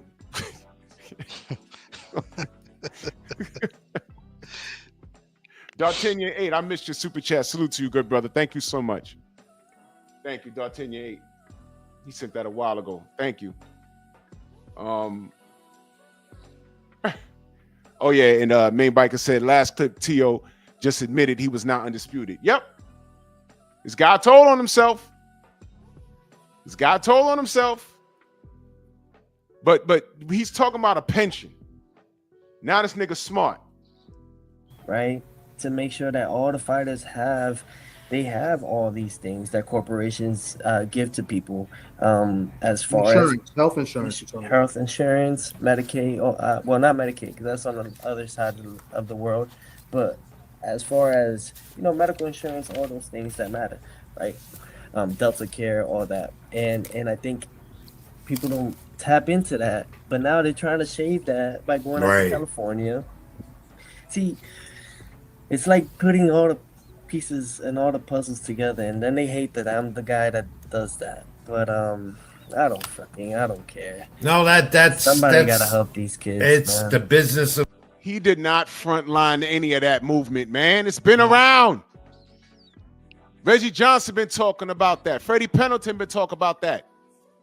When I had Angel Man Freddie on my show, it broke my heart. Have y'all seen Angel Man Freddie lately? We spoke about that. He didn't lead the charge in none of that. the sport. You got, a guy like you now, when you get out of the ring, they don't take care of former champions. They don't take care of the They don't even fighters at take care- all. they don't You even have take no care of our- pension. we You don't- have we no don't even- pensions. Other athletes, champ, other athletes in all the sports, as you know, and Tom, Yeah, you but know, I'm they not retire and they have a pension. USA don't even take care of their soldiers. Hmm. So what is it? What they gonna do for a fighter? That Right, brings right, entertainment right, for any right. athlete out there. Champ, is the sport, in your opinion, healthy right now, or does it Yeah. need to lure in fans more? It's healthy. It's at a great position. We just need to, fighters need to fight for their heart of the love for the game. We're boxing.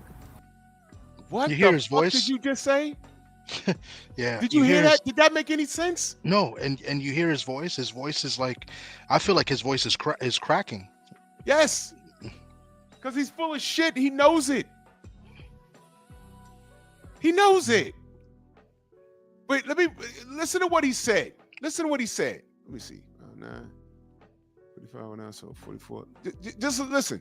Athlete out there. Champ, is the sport, in your opinion, healthy right now, or does it need to lure in fans more? It's healthy. It's at a great position. We just need to, fighters need to fight for their heart of the love for the game. We're boxing.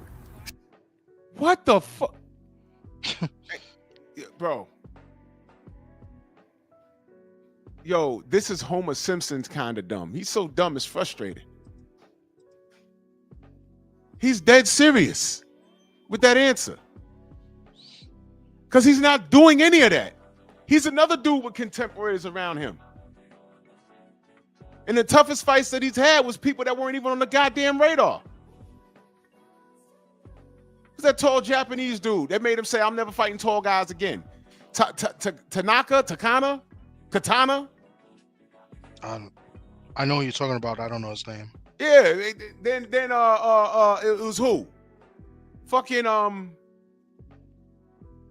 thanks to him, Sandro Martinez a threat. Then retired Mikey Garcia. Man. Should there be more unity with the promoters? Yeah, it's never wrong giving love and bringing all that together. Yeah, shout out to Turkey Adashik who's done that, Rich. Mm-hmm. Damn. You can't in moments like that, if you can't beat them, just join them. No. Oh my God, Turkey's doing that. Is Rich paying attention to planet Earth? Because years ago, as the old school guy, there seemed to be, you had division, but you only had two guys, Bob Arum and Don King. That's really the only ones you had that were putting on the major fights. Today, you got this one, you got that one, and then you have now the Turk guy that got into the fold. The Turk guy is doing everything that we asked to be done. Now, is he perfect? No.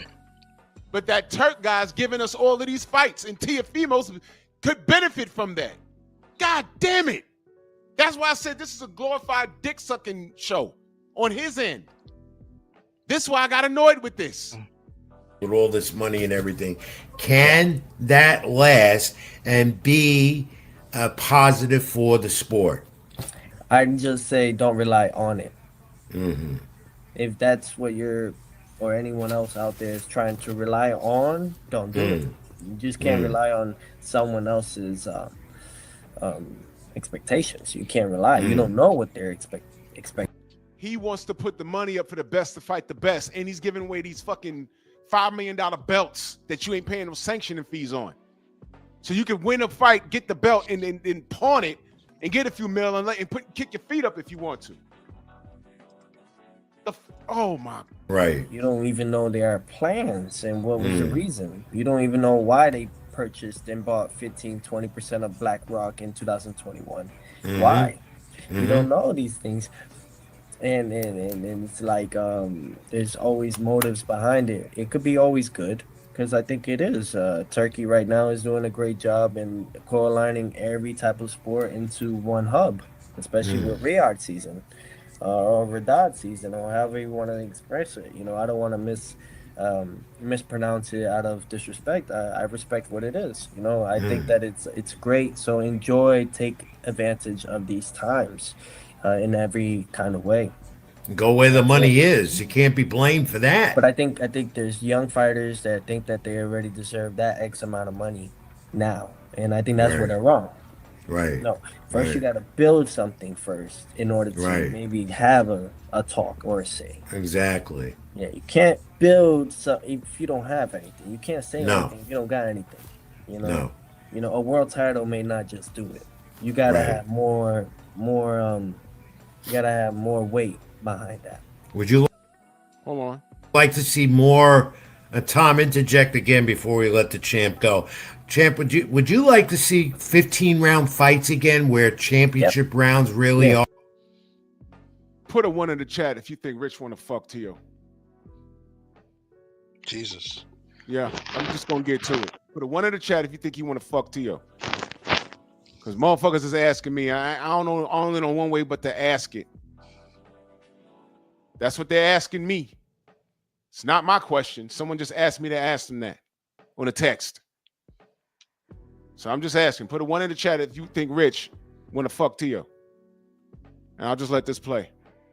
Mark? I spoke to His Excellency of Turkey Al Sheikh about it, and I told him when it was me, Crawford, and David Benavides when we sat down in his farm home, and I told him why'd you decline it, and he said I don't want to have any injuries that furthermore destroy fighters, so their health by going those extra 3 rounds and it relying on me.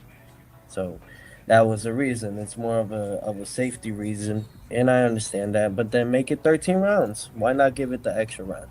Well, Why you know not what? do it?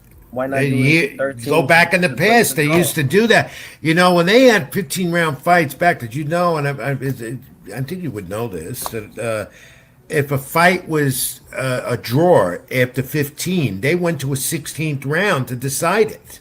Did you know that? It makes a lot of sense of what overtime boxing is doing. Yeah. Tom, any final questions? I don't want to keep the time. I got a few. I mean, I don't want to tie him up. What time is your flight? I want to bring back, so you're speaking about like helping other fighters and stuff, and talk to me a little bit about the Cops and Kids program and how they may have helped you. And then let's go back to like you talking to other fighters. Like, does any of the things you say, do you have any regrets for any of the things that you have said that may have been controversial? Now listen to this. You heard the question. You have anything to say or any regrets or anything that you said that was controversial? Listen to his answer. As far as other fighters? No, I don't regret anything. I just learned from it. You know what I'm saying? I don't regret anything. I just learned from it. If you don't regret anything, what are you learning? You just said it because it's the correct thing to say. Learn from what? What are you learning from? If you don't regret it, what do you learn from it? You only learn from something that when it's a mistake. All you can do. You can't. If you live in this world with regrets, it's always gonna eat you up. You gotta find ways to just learn that it was a mistake. If it is that. I just grew up the way I did. I grew up. You hear him talking, right? I just grew up the way I did. You know what he's talking about, right? Hardcore. Where words didn't really hurt you. It was more of the action. But in today's time, everybody's opinion matters and everyone's words hurt. So for that say, I can't understand that, but all I can do is work around it and make the best out of my career now moving forward. What would y'all think if while I was talking to him, I said it with a smile on my face, I'm like, man, you spicks, boy. You spicks are something else. What do you think would happen to me? That little part would go viral. Do you suck dicks? Well, Now, when it comes to Cops and Kids, when it comes to others out there, when it comes to police, athletic leagues around the world of U.S., let's just say not around the world, but around nation. I think the beauty about it is that it's giving us a chance to fight, right, and stay out of the hood, stay out of the streets, stay out of problems, and have a well-rounded moral support at the same time. But at mostly importantly of it all, you're having to understand your self-discipline, right? Learning what discipline really is, learning what respect is, learning how to be a mature young man, and how to carry yourself for the near future as you get older. What I always loved about that. And that as long as you're in school, they don't charge you. For most places, they don't charge you. As long as you're in school, you're doing your education, and most of those coaches, they would ask you about your school reports and see how you're doing in school. And if you're not doing well, they'll kick your ass in the gym. That's right. So it's made boxing over the years and continues to be that way, champ. And mentality, discipline, it's the best thing for a young person. I've seen it over the years. Guy comes off the street, goes in the gym, and becomes a champion. What's wrong with that? That's Everybody that's successful in boxing ain't from the fucking street. Stop saying that. Great. That's No, great. yeah, it's the honest truth. And if there's any other questions, Tom, you know, I'd love to answer. I do have to leave in a few, but Yeah, I want to. Well, one. Now he said Tom. Now why the fuck is Rich talking? What the fuck, bro? He specifically said Tom. Why is Rich? Oh boy, I'm telling you, Tom. He was trying to fucking save face. No, that's definitely what he was doing. You know, just he wanted to.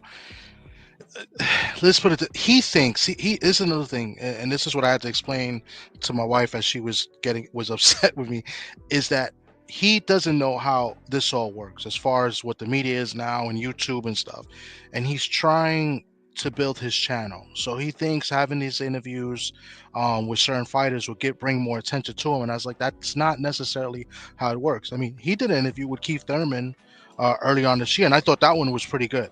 I mean, he basically just let Keith Thurman talk. He didn't let me on that one. And I tried to explain to him that's not really how it works. So he wanted everything to be positive, because when I first initially brought up that I wanted to ask him certain questions, and I was trying to explain that I didn't really want to air it to my channel, he was like, no, we got to, because you helped me, this and that. That's why I emailed him the questions that I did, so he would see what I wanted to ask him, so to kind of, you know, this is where I wanted to go. So, but his point of view was that he wanted to kind of build a good relationship with him, so that he could come back and that people would like him, or like I don't know, but he thinks that this would help him grow on his channel. That's basically what he was trying to do. This is a fail on his end. Yeah. And then when he didn't think Tio was going to come, he was not really excited to do it. I don't think he really wanted to do the show, because Tio kind of didn't respond to him the whole day, yesterday up to it. So that's why we kind of changed the title, because the original title was saying he was going to be live, and then I changed it to say like we was going to talk about Tio, right? So when he popped up, it was a surprise. You see in the beginning, I was like, oh, there he is. And and we kind of mentioned that after this is over, I told him, like, so he was really worried that he was going to come. So that was his point of view on it, and that's what, to his, I guess, credit, you know what I'm saying? But that's why in my mind, that's why I didn't really want to air it to my channel, because I knew that if I would have asked him some certain questions and we would have had some sort of dialogue, he might have left, or it could have got really bad or ugly, whatever it was, and Rich didn't really want that. To all of the people listening, if you ever get an opportunity to interview anybody that has done something controversial, the key phrase to use, and I'm just going to give y'all this little gem when you're interviewing them, you always put it in the public's lap. What I mean by that is whatever's being said by the majority, you go with that. So they don't necessarily, you could feel how the public feels, but they don't necessarily put it on you. And the phrase you asked, you formed the question in this phrase exactly. What is your response to A, B, C, D, and E? The public says this, and that. What is your response to that? That's it. That's it. It's fair. It exonerates you from a lot. You may feel how the public feels, but just ask them. Just so you can go on record saying, hey, man, I asked a question. This was his response. Your opinion at that point is not important. I wouldn't tell T.O. how I feel. I would ask the questions and get him to start talking so you can hear it yourself. Fuck out of here, this fucking guy. That's why, like, one thing we got to do. I'm sorry, what were you saying? No, I was saying when we did the interview, the other awkward interview we did, where at least the guy answered the questions, even though he sort of didn't. But I could have asked whatever I wanted, and I was still respectful of the whole show, which was BVO when we did Floyd Schofield. Like, that was another awkward interview, but I was respectful. But I asked, I was able to ask the questions I wanted to ask him. He just kind of dodged them and gave weird responses. But right, and you know what? The people that are paying attention, they'll see he's dodging. Mm-hmm. But you asked the question. If he dodged, that's on him, and he got caught. Mm-hmm. Because if you have a proper response, you just respond. You know what I'm saying? I would ask him, what are you doing with these monkey comments? First thing I would have asked him early in the show was, what was that? I was at the Fate of Fury. What was that outfit you had on? Who thought of that? Yeah, I thought that was funny, Tio. Who thought of that? What was you doing? It was kind of cold that day, too. Yeah, out here with just overalls on and suspenders with no shirt and a straw hat. What was you doing? And just listen to what he says. And then ask him, where'd you get the idea for that? You see, I just cornered his ass? Fuck out of here, man. Do is give you the fact of the week. No one comes off this you have to answer the fact of the week. All right, now this fact of the week is not important. This is where I got turned off. Is there anything else you want me to look at in this interview? Unless you go to the end when he leaves, and I tell Rich, like, I let him know, like, listen, you were too nice.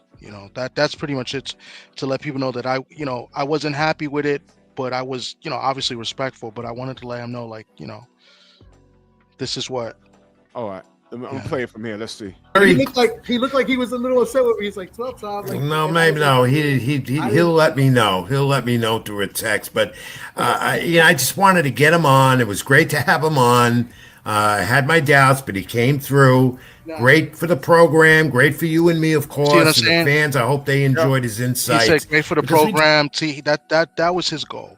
Right. So I don't know if I said it after or a little bit before it, but I basically says, like, listen, you kept saying you wasn't kissing his ass or something like that, but you were. And I had told him that. And I was, you did say that. So, let me go back. Yeah. I think you did say that. Let me go back. Okay, because y'all did a commercial. Bro. You got it. The takeover of the champ, Teofimo Lopez. Keep it in the ring, my friend. Thank you. Yeah. I'll be in touch. Tom, I think I'd said it all. We saw a different side of the champ right there and giving his opinions. We still don't know if it's a definite, which scores Stevenson, but it looks like it's leaning towards it, though, Yeah. Yeah. I think, Rich, I wanted to ask some questions, and I know you was trying to discipline me a little bit, but I think we let him off the hook a little bit. Because I was getting somewhere with the Haney and then Crawford. Yeah, and then, I didn't want to make him. He went around it a little bit, Rich. He went around it. He said that Haney didn't have anything, but then Crawford, that made sense. But there was other fighters there that he was trying to make fights with boots, but. Well, maybe next time, Tom. Next time around, because I. Oh, fuck that. Yeah. Fuck that. Fuck that. I mean. Come on, my goal now is this. What I want to do is to try to get him. So, like, to see if he could get me. I don't know if he's going to do the show. If he does it with BVO, then we can ask him tough questions, and BVO is going to do what BVO does. But maybe I get him. But if I can get him to do it, even if I tell him we don't do live and I'll do it a straight recording, I'm going to do that. If not, the next time I see him, because I do see him at the fights, and even after that little weird altercation, it wasn't an altercation, that weird dialogue we had at the end of the Michaela fight. After that, he's seen me and I've seen him, and we both nod our head, no pounds or nothing, and we just keep it moving. So we acknowledge each other, but he just moves along. So the last one was at the Xander fight. He was there and he just gave me like a nod, and I gave him like a nod, and we kept going. You know what I'm saying? So I think the next time I'm going to go up to him and say, hey, it was, good speaking with you, but how about you come on and talk to me, just me and you? You know what I'm saying? So I could ask you some of these questions and you answer them the way you want to answer them. So that'll be my next approach. No guarantees, because I doubt he'll do it. But, and then I'm going to see if Rich can set it up just for him to come on my show, like, because Rich has done that in the past with other people. So, that's what I really want to do. So. Yo, block. Well, I did it already. Don't worry about that. Some dude named Fight Fury Films. Yeah, you're gone, buddy. If you don't know why this interview is getting critiqued or criticized, rather, then this ain't the place for you. All right. It was a good interview to a degree, because it let me know the difference between what we do here and the old style of this man Rich. And I say this, I'm annoyed. I'm annoyed. And the question I asked, somebody texted me and told me to ask that. And why not? I'll just ask that question, because this wasn't Thomas doing, clearly. I read the questions, and you can hear. And Thomas, you sent him those questions too, right? Yeah, because when I send it to you, you see his response was on top. It just leads it off. So I copy the whole email, and you'll see like on top he said we'll discuss later, and we discussed it. Exactly, That's which basically means what it is. Yeah. he didn't want to scare this kid off. Hmm. So next time he's on, he'll go to his show before he'll go to your show. You know what I mean? Yeah, I think so. Yeah, he'll definitely do that. But the thing is, he's gonna fucking avoid you. He's gonna avoid you. You know, I think what we'll find out for sure if he really would do it is if he does do the show with BVO. Because even though BVO came to him as a fan, just like kind of Rich did, but BVO's, he's not an older gentleman. He's just another guy, and maybe to Tio that'll be like, oh, this is a guy that probably want to get me and for clout or just try to make a viral moment or whatever. So we'll see if he really does do it. Now I know that Tio's done interviews with other people that I know, and I was gonna bring their names up and transition it to the thing. I had it all played out what I wanted to do. I wanted to transition to the guy because I grew up with a fellow that he's really cool with from the Bronx, and he was like one of his main guys. He's not working with Tio anymore, but he was, and I was gonna bring him up and tell him like I knew him like from back from Theriot and Leland Avenue and stuff in the Bronx, like and we could have had like a dialogue and then related to like, yo, why did you say what you said to me after the McKay? If like that, I already had that in my mind, and then I was going to bring up the trainer that said that to show that there are people that do rock with him, but then there are people that don't like the certain things he say. Like that was like my mindset of what I wanted to present and speak to him about, but I never got the chance. He this is why it came off as a glorified D-blowing contest. And he read those questions and he wanted to make sure you didn't get those in. Now, he could say, I didn't want to scare him off or whatever. But if he does get another interview with Tio, I'll be watching because you got to get those questions in, Pop. Yeah. You got to get those in because that's what the quote unquote streets want to know. And by the way, BVO, brother, if you're listening, make sure you wear a suit and tie because he don't want you dressing like no rapper. Yeah, you see, you see that? Yeah. You see how that works? Not stop dressing urban, but this motherfucker shows up dressed like a. Now you see, because he said this on the show, he gave me some more ammunition. Mm-hmm. So you don't want people dressed like rappers at the press conference, but you show up with overalls, no short, and a straw hat. What was that about? Oh no, that was just entertaining. You see what I'm saying? Do as I say, not do as I do. Looking ass. See what I mean? Hey, so the only good thing about this is that if the fight with Shakur happens, then he told the truth and he revealed that's gonna happen if it happens the way he just said. If it's in January in New York, like the rumors are, if that happens, then it's good. And it's a good fight, and it's a name fighter, but he's tailor made for Shakur. I don't see him getting a chance, but no, I would have told him, listen, the name of the program is Keeping in the Ring, right? I would have told him, listen, I think you're a great fighter in the ring. I think you've done some great things or whatever, right? And I say that pretty much about any fighter because I don't like calling fighters bums and trash. I don't like doing that, right? Because they'll whip my ass. So how can I do that? That's just my mindset, right? But outside of the ring, you got to be held accountable for some of the things you do and some of the things you say, especially when you're one of the top guys.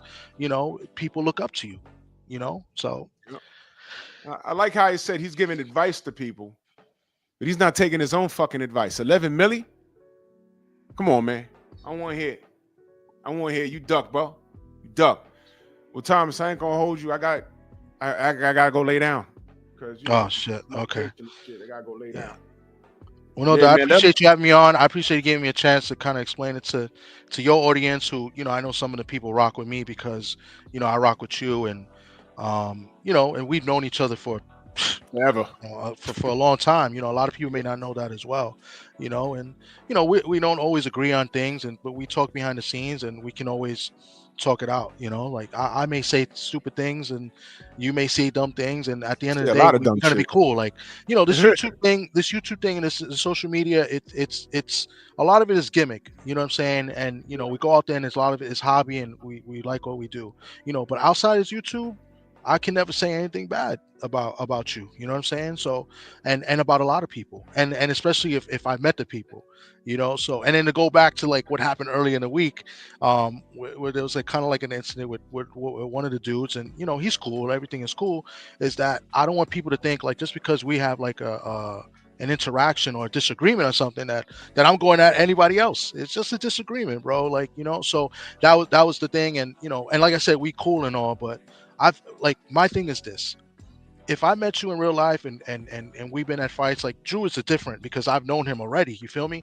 But like I met BFTB a few times, 78, you know, D Free, even BVO. Like if I met and we established a relationship in person, then you know what? I'm not gonna go out and disrespect you ever.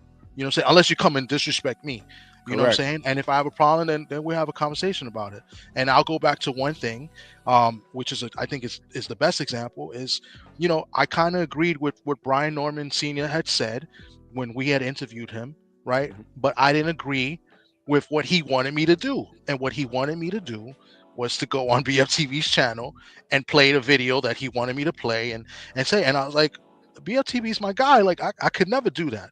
You know what I'm saying? Like why would I do that with him? It doesn't mean I have to, you know, I could disagree with him, but I'm not going to go ahead and try to make a fool of myself or try to make him look bad. Like, you know, so that's the way I am. So like I know other people, if they had the opportunity, they would have loved to do some stupid shit like that. Yeah. So yeah. that's what I want to let people know. That's the type of person I am, and I think that's the perfect example because I have nothing bad to say even about Brian Norman Sr. except the fact that why you want me to do that to that a was friend of crazy. mine, you know? So so that's it. I said I told you I agreed with what you're saying, but but You got to, you know what I'm saying, go over the top and start, creating unnecessary bullshit. You know what I mean? yo, look You what know? I got. This is from Junior the Truth. Like I support a That's lot of good, different yeah. channels, right? And look, this is his sweater, and because DP Rocket said Thomas is solid, and that's what it says. If you know, I don't know, I guess you can see it, but yeah, it I talks can see about it. being solid. You know, so you never have to be anything else if you remain solid. You know what I'm saying? And that's what I aim to be. And anybody that's met me or we spoke on the phone or whatever knows that that's just the way I am. Yeah, I just felt it was necessary because this interview could have been anywhere, and I'd have still critiqued it the same way. But I felt it was especially important because you were in it, and I'm glad that you had enough time to get on here and clarify what was going on because I watched it and I'm like, man, this dude is over. You know, it was his show, and he stopped a lot of that shit from happening. And I knew what you wanted to ask. I knew. And Tio felt comfortable. Even when he said your name, Rich interjected. I said, man, I already know what this is, man. I already know what it is, man. But, I just didn't want to put you in a weird position. You know what I'm saying? So that's why I did the live. You know what I'm saying? But, man, bro, it's much love, bro. Yeah. Let me get one more thing out for the people that's still here. I know people are not going to like this one, but please, I've met BVO twice already. We've had a good time at the fight. I met his wife and my wife. They talk all the time. BVO's a good dude. I know he says certain things, but BVO, you can't really take him seriously that much. You know what I'm saying? That nigga play too much, man. Yeah, he does. He does play a little bit too much, but BVO is a solid individual. Like, he said he was going to come to the fight, and he did, and then he said he was going to come again, and he did again, and he was there. He got a good relationship with the Hackett's, right, with Jaleel Hackett and his father Bernard. I mean, I think that's pretty cool within itself. We got a good relationship, even because I know Bernard, I think deep down doesn't like me as much, and that's fine. But he was very respectful. I think he doesn't like it. I could be wrong, but like, just ignore BVO if he gets to you. That's just my advice. He's not really a bad individual. You know what I'm saying? And sometimes I gotta clean up a little bit after him sometimes, but I'm just, hey, listen, I'll vouch for BVO. So you know what y'all don't know? When Hamza Shiraz beat up Edgar Berlanga, they were gonna talk about the fight, and I looked at my phone, and I'm just gonna say BVO put something that was very disrespectful. They were bigging up Hamza because he came to New York and did a certain thing, but the meme was OD ridiculous, and I didn't pick up on it until he told me. I was like, holy shit. Yeah, I saw it. It was like it was an upcoming for the live, and I saw the meme. I said, "Oh shit!" And I never forget it. I was in the gym and I called Tom. I said, "Yo, did you see this? Because I know you didn't do this shit." I didn't. Yeah, and I don't do. He does my thumbnails. He did the thumbnail for this one. He does them for me. You know what I'm saying? So he helps me out a lot as well. You know what I'm saying? As well as me helping him out. But he did it. But when I first saw it, I thought, oh, this is cool. This is New York City, whatever. I didn't realize that the buildings were burning. Yo, you know what he did, y'all? This motherfucker did a meme of Hamza Shiraz standing there with his hands on his hips, and in the background was the World Trade Center with the holes in the building. I said, you do not put this up, bro. Yeah, and I didn't pick up on it. Yup, and it was on as like you know, we're coming on later and shit. And I called Thomas. I said, bro, you see this? Hell nah. And when you told me who did it, I said it figures. You got to tell this nigga to chill, bro. That was crazy. It's funny because Bernard be telling him all the time to chill too. So, you know, but I think people kind of understand. Listen, he was worse. He was worse years ago. We got it. You know, he used to say a lot of crazy stuff, you know, but he changed. He changed a lot. And, you know, BVO's a good friend. I'll tell you that much. It's going to hurt him, man. He gotta calm down. That World Trade shit. I was like, wait a minute. What the fuck? And when I'm looking at it, it was for your channel. And I said, oh, no, I know you didn't do this. So that's when I called you. And then when you said, nah, I got BVO doing things, I said, oh, shit, see? You fuck around and get you in trouble. Yeah. That shit is not cool, bro. That shit is not cool. But I'm glad that it got changed because, you know, if y'all don't know, Hamza Shiraz he's of Pakistani descent or something like that. Yeah. Yeah, he's Muslim. Nah, that would not have been good, bro. That would not have been good. And in my mind, and when I saw it, I just thought, oh, okay, it's just a picture of New York City. He just fought in the city. Like I didn't pick up on it. So. Oh shit, Snacks B was in one of the. Oh man, see, bro. Oh wow, see, I didn't know that. See that? Wow. You see, Snacks. You know where I was? I was called from the Bronx. We flew down the West Side Highway, and I stopped at 72nd Street because I saw the dust in the air, and I said, man, we ain't got no goddamn mask and shit. And I knew it was in those buildings. So we had to double back, and I was transporting firemen up and down the West Side Highway that day. September 11th, I was at work that day. So salute to you, Snacks B, and I'm glad you're okay, because a lot of people inhaled that shit and they ain't make it. Yeah. Real. That's real shit, man. That's real shit. And I'm just glad that I was able to scroll down and see that shit, because seriously, that was mad disrespectful. I'm glad he didn't do it. I'm glad. You know, BVO. And I think a lot of the stuff that he does, and a lot of people that do this stuff is AI generated. So you ask AI or these apps to do it, and they present it. So maybe you know, I don't want to make excuses for anybody, but he specifically did that shit. Yeah. He requested that and put Hamza Shiraz's picture in the middle of it. I was like, ooh, no, don't do that. Yeah, because he always joking with me and saying the Bronx is always burning and stuff, and you know, so that's you know, that's just a kind of like an inside joke, because I make fun of Cleveland, he'll make fun of the Bronx. So, well, yo, I'm gonna get out of here, man. Thomas, let me know how they can find you, brother. Well, you guys can find me, you know, TD Sports Talk on YouTube. You'll see me in the chats. You know, anybody that rocks with Drew, I'm pretty much in the chats as well. You know, also catch me with the usual suspects, man. Me and my man KG, we haven't done a show in a minute. We're gonna get back to it soon. Tales from the B-side. That's one of my favorite projects. Yeah, that's one of my favorite projects we got going on. So I dropped the ball this week. I had 2 guests lined up, and I just didn't follow up. So I'm gonna try to follow up today. If we don't go on this Sunday, we'll try to go on during the week of the following Sunday. But that's probably the one besides the radio I'm on. I think Tales from the B-side is the best thing, because you get some real stories from fighters that've been on the B-side, and you know, some of the crap that they had to go through. You know what I'm saying? And negotiations. You know, from being at fight week and stuff, you know, from going to overseas and getting, you know, women lined up for you to go, hey, pick one. And like one fighter told us that, you know what I'm saying? So, yeah, so like that's something we're really, I'm really proud of. And, you know, be alert for that when the next one comes up. You know, I got the ones we did so far on my channel in the playlist. So, you know, check those out if you haven't. Yeah, hell yeah, man. Hell yeah. Go subscribe to TD Sports. Y'all make sure y'all go subscribe to Bear Cave Entertainment. Let's run those numbers up. I want to get half monetized over there. Let's get it up to 500. You know what I mean? Go subscribe to my Patreon. And you already know what time it is, man. Thomas, man, thank you so much, brother. Appreciate you. Thank you. We're going to talk later. I'm about to go take another nap. All right, I bet. The General's on, y'all. Bronx on deck.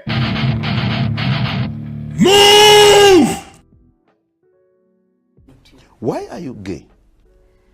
Who says I'm gay? You are gay.